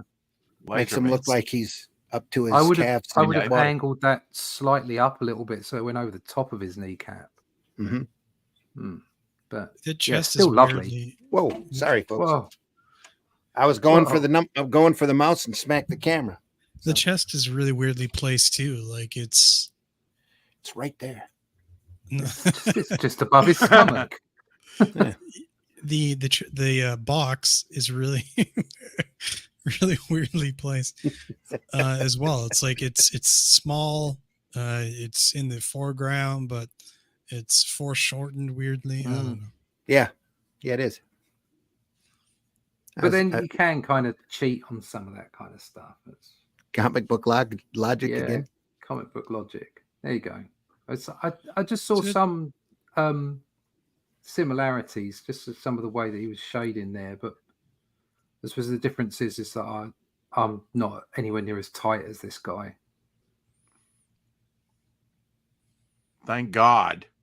Yeah, it's just my thing. Yeah, Yeah. Yeah. Thank you God. can. Thank you. You can still render, Yeah. but it can still Right. be loose. You know. Mhm. It's- I'm not in any way comparing to this guy, by the way, because this guy is obviously really bloody good at what he does. Two different approaches. Yeah, I love this completely Dave's in the stuff. different house. approach. Hello, gentlemen. Yeah. Hello. Yes. Completely different approach. Yeah. All right, Dave. I think he's better at drawing women than dudes. You take more time on what you like. She has organs. She does. She is a real Her woman. chest in- Yeah. Her chest's in Yeah. the right place. Yeah. Just in the right Just- place. 3 breasts. Okay. Good luck to that guy, the big fat guy, getting that high up in the air. Yeah. Yeah. He must have launched off something, right? Yeah, he must have Springboard. jumped off something high. Yeah. And not a good move. It doesn't quite work out for him. Got up to the No. top of the stairs and had to catch his breath before he jumped. Can't see that as remotely practical.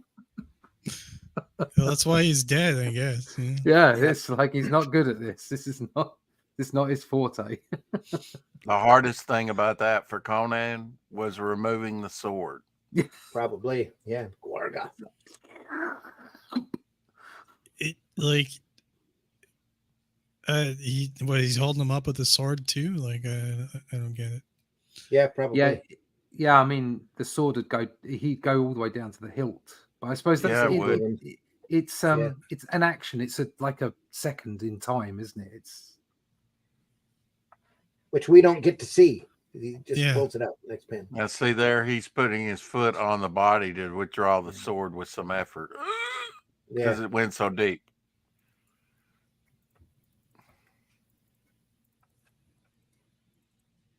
He liked it though. He's got his tongue sticking out there. Yeah, his Mm, last thought bacon. is, I won't have to worry about dinner. The last thought is I won't have to worry about my weight. Last thought was probably, oh, that was a stupid move. That didn't work at all. I really thought I had him. Dave says, is that Conan? I'm not a fan of this Conan. He Yeah. doesn't look strong and impressive. Yeah, it's a younger Conan. This is the Jewels of Gwahlur by P. Craig Russell. Even a younger Conan, you got to envision him as some buff youth. That is Yeah. even Conan from day one, when he came out of the womb, probably had more muscles or should have had more muscles than anyone else around at the time. I mean, he had a bodybuilder build in a time when people didn't have a bodybuilder build. That's the way I look at Conan. This guy looks like a swimmer or something, like a Yeah, surfer. swimmer. Yeah, definitely looks yep. like a swimmer. That- Yeah, He's the not a- Sword lats really sticks aren't to your as big. ribs. Yeah, sword really there's a sticks nice to your back ribs. shot there though. There's a nice back shot halfway down. Well, 2 back shots, just leaning over and taking it out as well. You know, That you one should, and the one above. Yeah, if you're going to go for a Mhm. skinny Conan, like draw Bruce Lee. You know, like put the same musculature on Bruce Lee. Do Yeah. something to get some definition in there. Definition. I've got a different approach to how you take a sword out.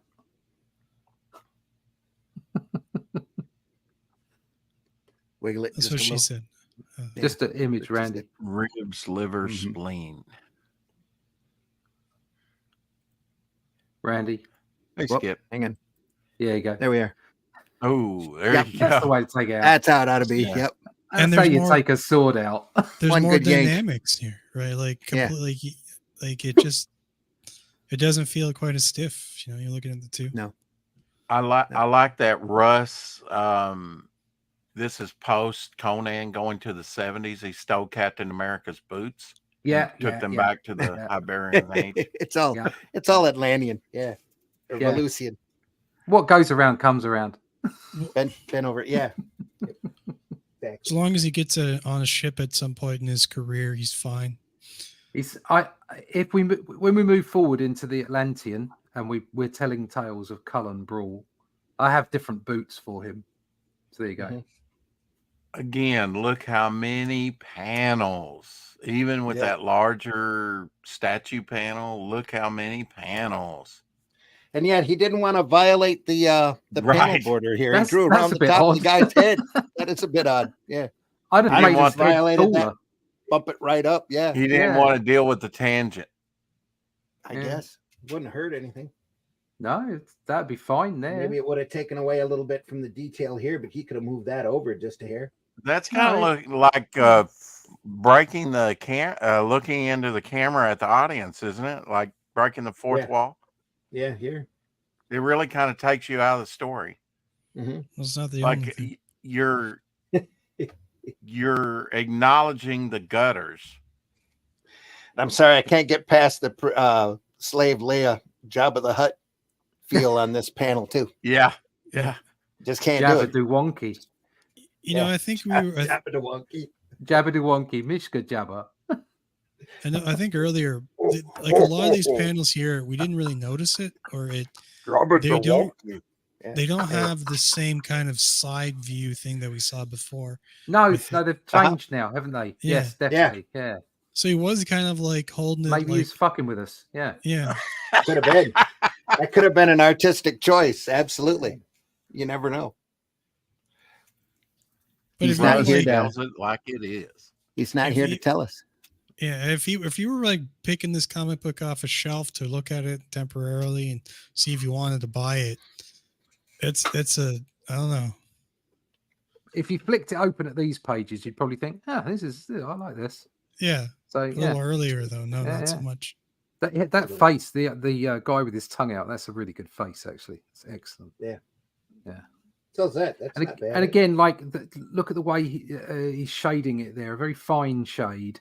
It's it's a little Bolan-esque. Yeah. Yeah. Get off the counter. Hey, Nice to know I'm not the only one who has cat problems right now. No, that's his girlfriend. Oh, sorry. So get off the counter. Hey. no, Don't she's at stand work. up there. Well, she's my fiance and she's at work.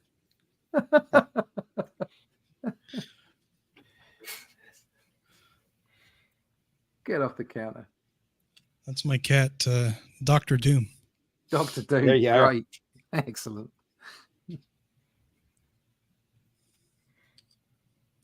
You picked him up as a kitten, looked into his eyes, and said, "Your name's Dr. Doom." It's actually a she, but yeah, Okay. Okay. pretty much. My son wanted to call our cat Meow Tong, That would be funny. but it ended up being Sherman Meow. Chairman Meow. Yeah. Yeah.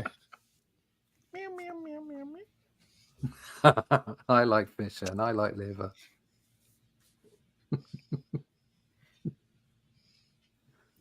I like chicken in my dinner. Yeah, our previous cat was a black puffball. We were going to call Yeti because when he was a little Yeti. kitten, he looked like a little Yeti. Then he started crawling under all the furniture and coming out with dust balls on him, so we called him Swiffer.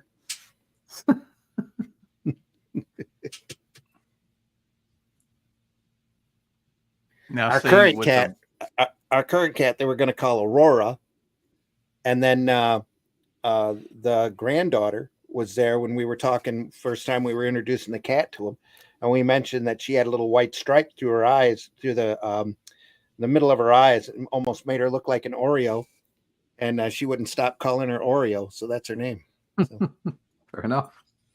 What's really funny about this cat is that she's scared of everything, right? So she doesn't make a good supervillain. like that one panel you have your finger on now where she's all in one color red. No. Yeah. You see that more in some of other books that he's done. I've got to believe that he conferred with the colorist somewhat on this. Mm. Very Steranko here. Yeah. This whole. Yeah. Almost this whole And sequence. he was around when Steranko was hot. Oh yeah. Yep. Producing comics. I'm sure Steranko's an influence on this artist. Mm-hmm. Somewhat. And Mike Kaluta, as you were saying. Yeah. Maybe we'll see later some more hieroglyphs in the story that are red. Some kind of, carvings on some pots. I've kind of let Russell and Mike Kaluta together always. And both of them I respect. Oh. Especially Kaluta's like shadow work for DC. Yeah. Very much but, so. Yep. But it's just not my thing. Both those artists are just not. I love the feel of Kaluta's work. It's just amazing to me. I haven't been really following especially this. the shadow stuff. Go ahead. Sorry. No, it's my fault. I haven't really been following the story that much here, but why is the guy melting? What's going on with that? Melting. They're dipping him into the. They're all falling into the pool. It looks like. Are they demons or something? Or must be. You get more abstract with the imagery with this here. That river runs under this palace. The servants have ladders hung over the water. They hang there. They fish. And they fish. They fish? No, they are fish. Look at that. It's like little demons, yeah.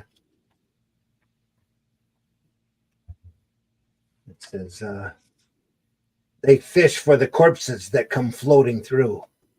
Mm. That's a yummy. Yeah.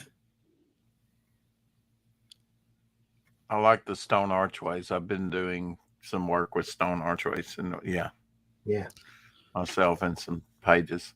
That's right out of Mortal Kombat. There's like a bridge scene, a couple of them where they have like in the video game, and they have like multiple bridges where you see fighters in the back fighting on one bridge, and they're crossing and like another in the foreground, and they use it in a couple different games, and there's different cinematic throughout the history of Mortal Kombat with the two bridges, and they cleverly use it in different ways. Morning to the panel in the chat. Skip, good morning, Skip. Chris says that's probably ribs, lungs, liver, spleen. Yeah.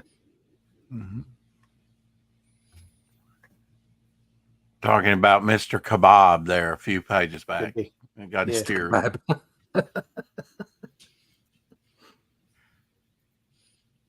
The coloring's definitely changing. I mean, yeah, it is. Shifting pretty hard here. It's not so monochrome and see a lot of Kubert here. See, this is starting to open up and get interesting. Yeah. Creatures, magic, whatever. Right towards the end of the issue, or his run too. It's 3 issues. There we are. That's pretty cool. The title should have been "Wait for It." Yeah. Look at all the panels. My God, it becomes like a mosaic. Yeah, should have been a graphic novel. Yeah. It's also suddenly gory too. Now you bring out the demons, and it's. Mm-hmm. Yeah. I'm almost reminded on that bottom panel of the left of the nameless ones from Marvel. Yeah. That were always in Doctor Strange. And like I say, Ditko did if you look at his stuff, it's very claustrophobic, very clustered. Mm-hmm. And this kind of has a feel of that with the paneling. The little dialogue panel connecting all 3 panels there. I don't know how effective your eye supposed to lead your eye, right? Mm-hmm. Not quickly enough. From left to right. It'd be a bastard to fight something that could just rip you in half. Yeah. Yeah. And there is slaughter, grim and appalling. So how is Surfer? How, like, I know obviously we'll find out, but how is Surfer Boy supposed to beat these creatures?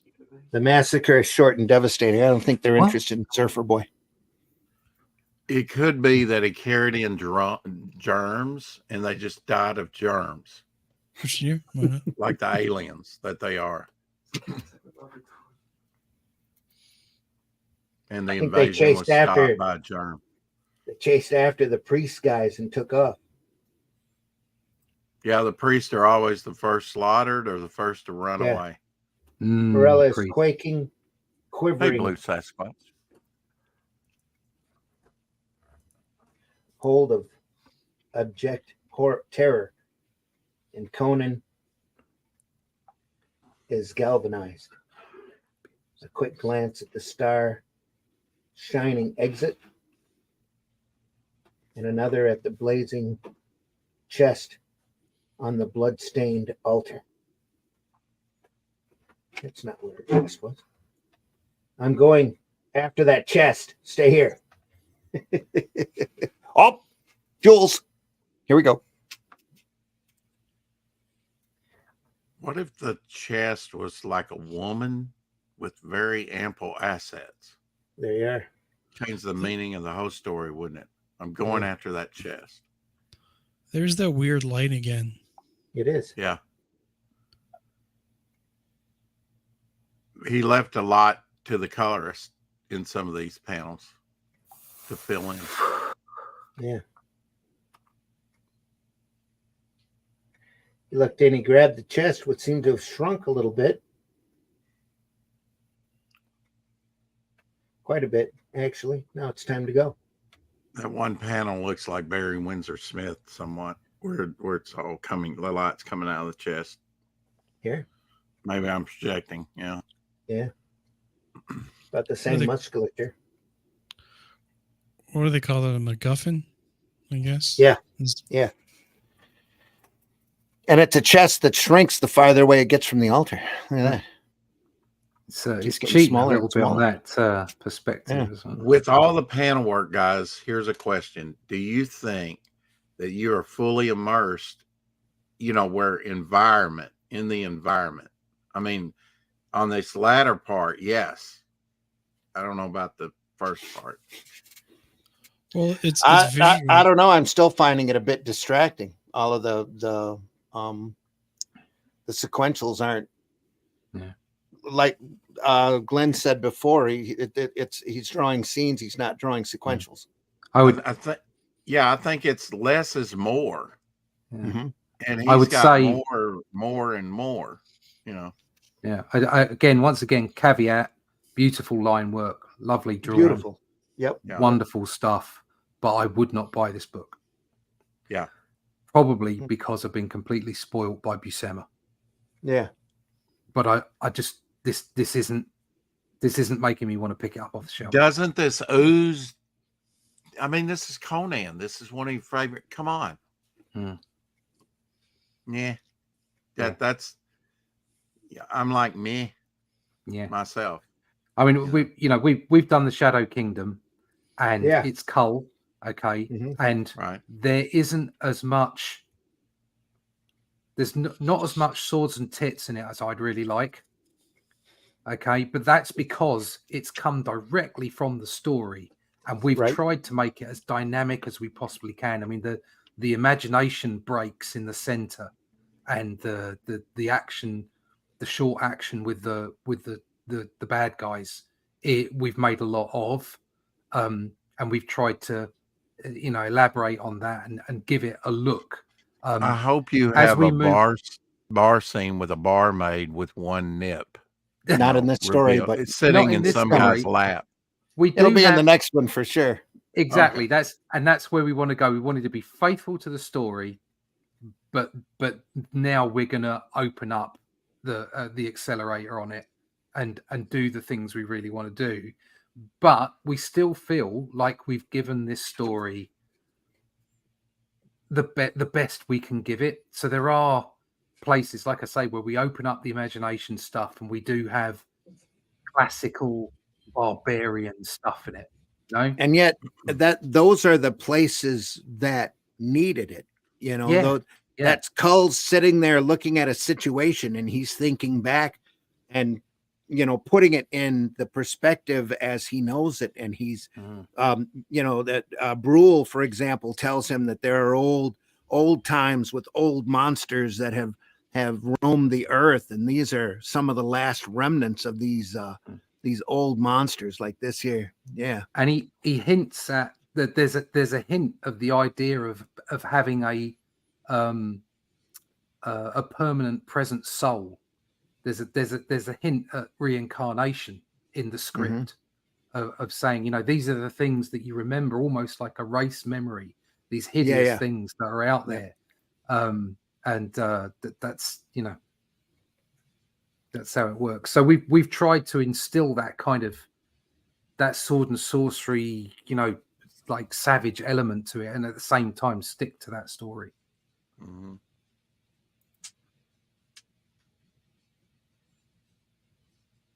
That was part of the fun, though, of the story, is that you've got those parts in there where he's like, oh yeah, there's ancient demons and monsters and Batman and all sorts of crazy stuff that's happened, and these guys are serpent men, and there's some of the last ones left here, and well, they need to be destroyed.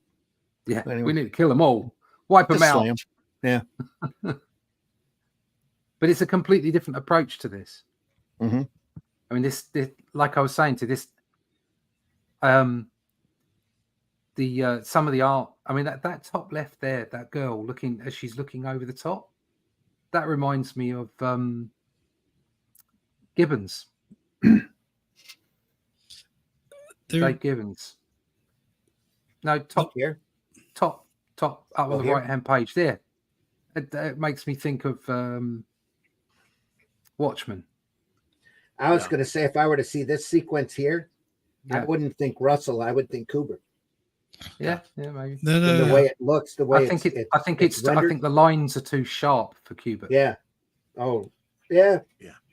Maybe, I don't know. Look at that feathering here, though. I mean, it's just, as we go through this, I'm reminded of just thumbing through the 3 issues, and it did get more interesting as the climax came, you know, toward the end. I'm not a huge fan of that second last panel on the second page. What, him picking her up? Yeah, there's a lot of, because like it doesn't seem like he's expending a lot of energy, or there's a lot of weight on him. It's like he's picking up a child. Yeah, there's not much there, like muscular. Like, she's clearly at least somewhere between 80 to 100. He's a strong man, old Conan, no? And she jumped into his arms. Well, he yanked her. He yanks her arm here and he's pulls her, just lifting her up. Yeah. Lucky the arm's not disjointed at this point. That could be a reference of a man picking up a child. That could be too. I'm just saying that. Just putting that out there. Could be. Yeah. Could be. Yeah, it is lazy. It doesn't go with the effort that he's, you know, reaching down, saving her life. And I mean, the effort to pull somebody's whole body weight up. Yeah. And you should definitely segue into a panel where he's extending some effort, and you don't quite see that here. I see what you're saying. We could have went to a gym and got like looked at somebody lifting a weight.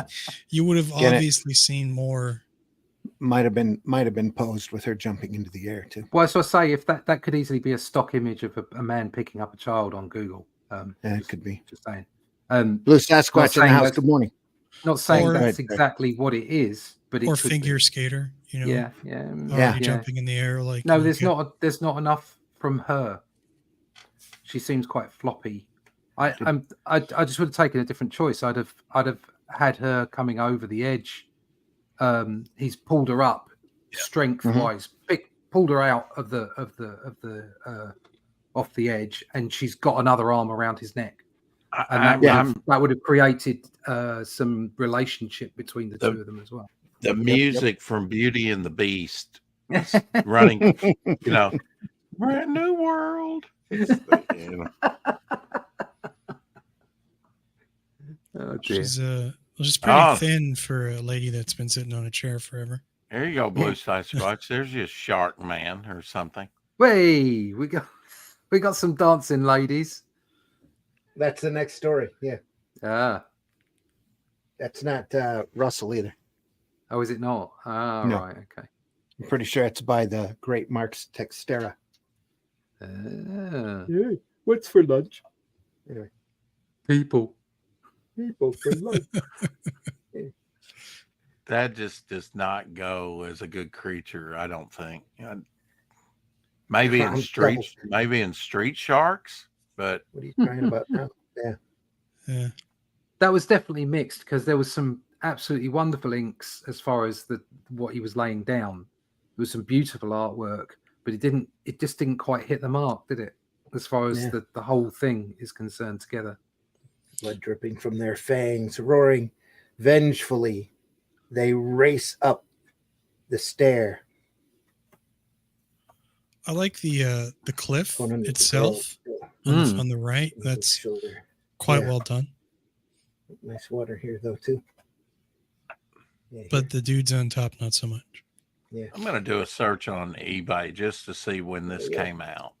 Yeah. Comes devils. What are you crying about now?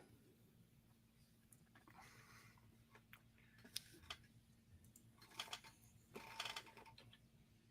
think that's the most Conan illustration we've seen in these last 3 issues right there. Yeah, if you put a loincloth on him instead Yeah. of those running shorts. Hey, I got a horse. Here we go.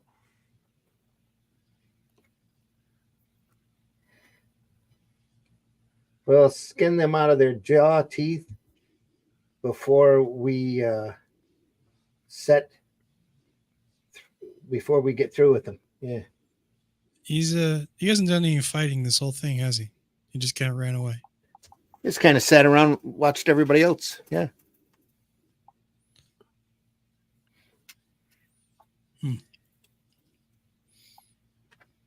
Just to show the girl on the table here. Yay. Conan and the daughters of Medora. Is she floating or is she a ballet dancer? She's dancing. Yeah. There's something Center weird tilt. going on with her hip. It's Yeah. off. That is way off. That's a And weird hip. It is. It's way up. And she's doing a ballet pose, I guess. In fact, that hip should be opposite. She's got her Yeah. leg lifted here. That hip should be Yeah, lower. that's- That hip should be higher. Yeah, that's Yeah. a long leg. It is. Nice painting, though. See, you say Marvel, and There it here's a goes. hardcover from 2005 from Dark Horse. I was thinking this was Dark Horse. He must have done that for Dark Horse then, and Marvel printed it. That's Yeah. nice. Trying to though, get back at- adaption. Trying to get back at Dark Horse for reprinting all of the Marvel stuff when they had the Came license. out from Dark Horse in 2005. Okay, there we are. Mhm. Righto. Glenn says that sequence pulling her up. She's hanging on with her left arm, and he grabs her right. Yeah. He watched Jason and the Argonauts for that final panel. Yeah. This is did you say hip? Hippie chick. Hip. Yeah. Pretty sure that's Mark Textera there. So is that the same artist or? No. Oh, I'm sorry. Written and inked by Jimmy Palmiotti and penciled by Mark Textera. Colorist by Michelle Madsen. Yeah. Oh, this is a different artist entirely. Yeah, yeah. Oh, yeah, completely. The actions. It's more dynamic, I think. Very much so. Yeah. We just have to paraphrase through this. Well, you could always come back to this. But then you If you get. want to come I back think, to this, we can always come back to this. I think we've got other things that we can go to. We got lots of other things to look at. Yeah. It's nice. That's real nice. Yeah, I Well, like some- him Those standing. look more like pyramids than mountains, but Yeah, that's I me. like him leaning on the window there. That's nice too. It's not. See, it's nice. It's not bad. We could come back to this. No arm We band. could flip through it a little bit later and then get on You to want to other come stuff. back to it next week? Oh, that's No, I Actually, won't be tech- Sema. Hey, wait, I No, actually what? won't be here. December. next week. You won't be here next week. Yeah, All right. I apologize. No, I'm not here next week either. Not well. I'm not here on Friday next. Oh, week, that'll but be I- great. It'll be Rex. Maybe if Rex shows up, I won't be talking to myself. That's fantastic.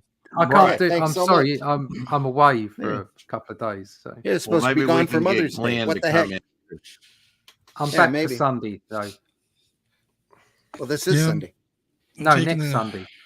Oh, next Sunday. I'm back for next Sunday. You're going to I'm be taking gone the next- Friday too, then? No, it's just Friday. I'm gone. Just Friday next week. I'm gone. Oh, I'm not okay. here. Then Sunday I'll be back. It's just one day. So this Friday we'll be looking at some John Buscema. No, Ah! just kidding. It's okay. You can do that. We'll just be looking You at it all over monster. again the following Friday. Folks, that was Conan and the Jewels of Gwahlur, adapted by P. Craig Russell. So we're really glad you were here for us. Glad you stuck around. And now we're happy that you were here. So we had quite an audience today. That was good. yeah, this is a good audience. We appreciate you being out there. We hope that you leave a like or some sort of reaction button whatever platform you're on, because all of that helps the algorithm. And if you're over on the Indie Comics Network, try to leave us some stars, because all of the stars that you leave us, any tip that you give us, I'll go to help keep the Indie Comics Network up and running.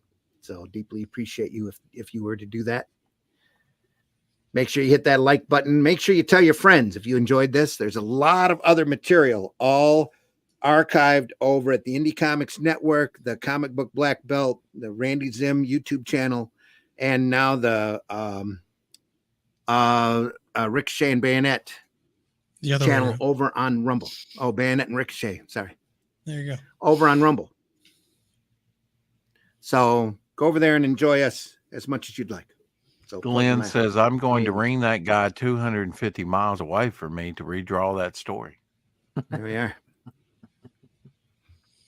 It's Well, too when he has the time, right? Yeah, and the budget. in the budget. Rex, tell folks how they can find you. You can find me on Instagram under Devil Flyer and Twitter under Devil Flyer.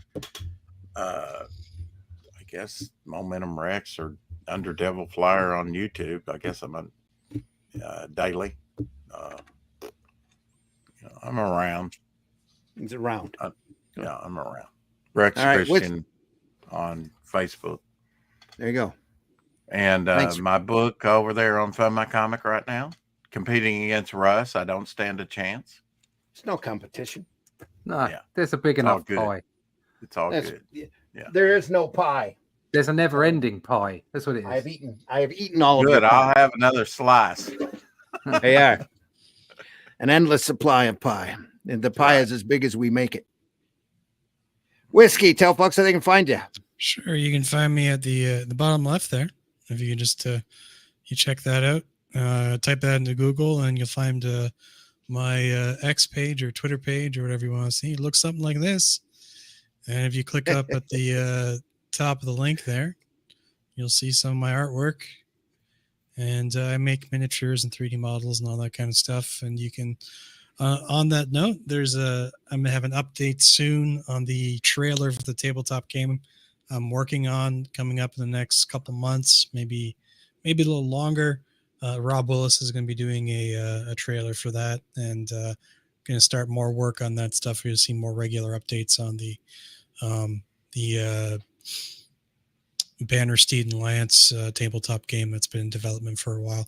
Took a bit of a hiatus to work on the comic, but we're going to go full force on that soon, and be lots of different medieval models coming out. Cool. All right, Russ, tell folks how they can find you. You can find me at russleach.com. Please sign up for the email list there so you can find out all the latest on all the projects that are coming down the pipe. And also I can keep you abreast on how well we are doing at Fund My Comic for the Shadow Kingdom, which is the latest book that we're doing. I'll just quickly you can't see it. It's too quick. Zip. There you are. Spoilers. There's no Lots of spoilers, 'cause spoilers. there's no text in there. But there you go, Shadow Kingdom. And that's Randy Zimmerman has faithfully adapted that from the original book by Robert E. Howard, or original story by Robert E. Howard. It's got the prose in the back as well. It's like it's well over 100 pages. There's some extra art in there. There's all kinds of good stuff. There's a forward by Razorfist and some extra stuff by Randy himself. So it's going to be a great package. Go over and find that at fundmycomic.com. Back it today, back it often. Please do. Back it as soon as you can. So there's a lot more where this came from, depending upon the reception of the Shadow Kingdom. We hope to do a lot more with these characters. So go over there and enjoy. Folks, I've been your host. Well, say what? Make us millionaires, right? I'd be happy being 1,000. Eating would be just fine. 1,000. Eating would be just fine. Yes. Yep. Folks, I've been your host, Randy Zimmerman. You can find my work over at arrowcomics.store, where you'll find such books as Hero Bot Zero, Paragon, Calico, The Fool, and now I hope Alice in Chains should be up there by now. A whole another project that whole different type of story for me. So go over there and enjoy it.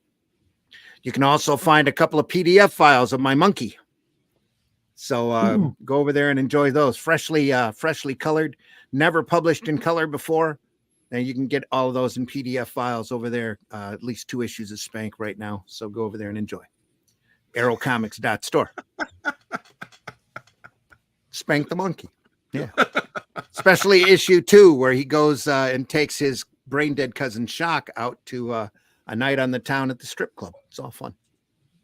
So not meant for kids, though. Anyway, folks, we appreciate you being here. Go visit your local retailer. Look at those boxes that are closest to the floor, the ones that might have a little dust on them. Might be old prices, too. And you never know what kind of great stuff that you can find. Great sequential art sitting there just waiting to be discovered. You don't have to buy the modern books if you don't like them.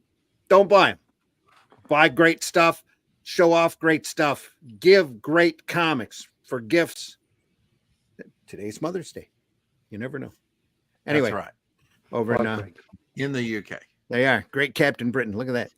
There we are. All sorts of great sequential art out there to be discovered. That's why we love doing this program. We love that you're here. We love showing this stuff off. We're big fans of this. It inspires us. It keeps us working in this art form that we love so much. Friday mornings at 5 a.m. we also do the same kind of thing. This Friday, we are probably going to start looking at Fafford and Grey Mouser by the great Mike Mignola. Mm-hmm. Great stuff. You remember that stuff, Rex? Oh, yeah. Oh, yeah. Might even compare it to some of the other Fafford and Grey Mousers that were in Weird Worlds in DC earlier. So by a large group of people, crusty bunkers like Howard Chaykin and who knows who, Dick Giordano and all sorts of stuff worked on that. All sorts of people worked on that stuff. Anyway, folks, Friday mornings, 5 a.m., Comics by Night. Here back again, 9 a.m., Sunday mornings for more Sunday Funnies. I'm not quite sure what we're going to do next Sunday, but it'll be something involving barbarians and fun. Maybe Buscema. So we'll see. In the meantime, folks, take care. Have a great week. See you soon. Remember, hating ain't creating. Get out there and stop that negative trolling. Talk positively about this industry. It's brilliant. And tell other people how great comics are. Best storytelling medium ever.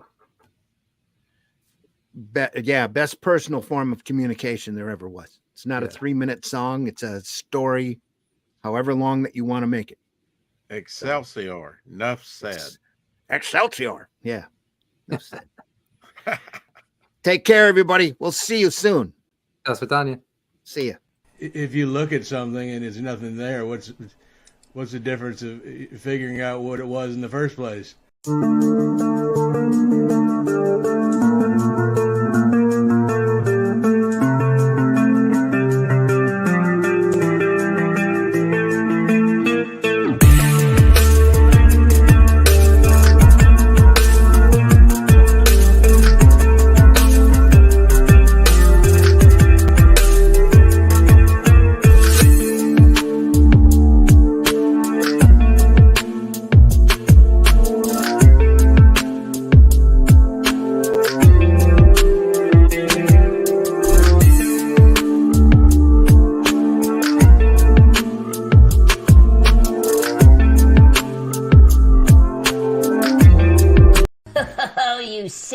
simple bastard.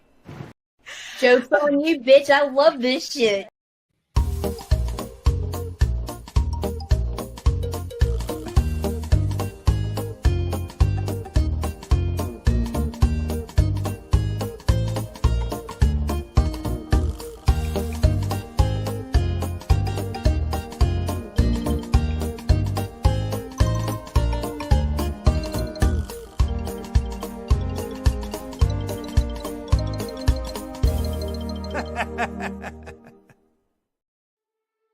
In the time before Atlantis sank and the lands of the world were savage and untamed, one man would claim his destiny. Leaving his Atlantean tribe behind and throwing off the shackles of Lemurian bondage, he sailed the seas as a pirate captain before seizing his place as a king. And now that he has the throne, how long will he be able to keep it? This is the Shadow Kingdom, the classic sword and sorcery tale by Robert E. Howard, adapted by Randy Zimmerman, with artwork by Russ Leach. Available now at funmycomic.com. Yeah. Holy sh! You were going to say something? Oh, Oh, no. Holy shit. That is the craziest thing I have ever seen. And I'm Dennis Quaid, and Dennis Quaid has seen some shit. Taste the biscuit. Taste the goodness of the biscuit. Taste the honey sauce. Taste the goodness of the biscuit with the honey sauce.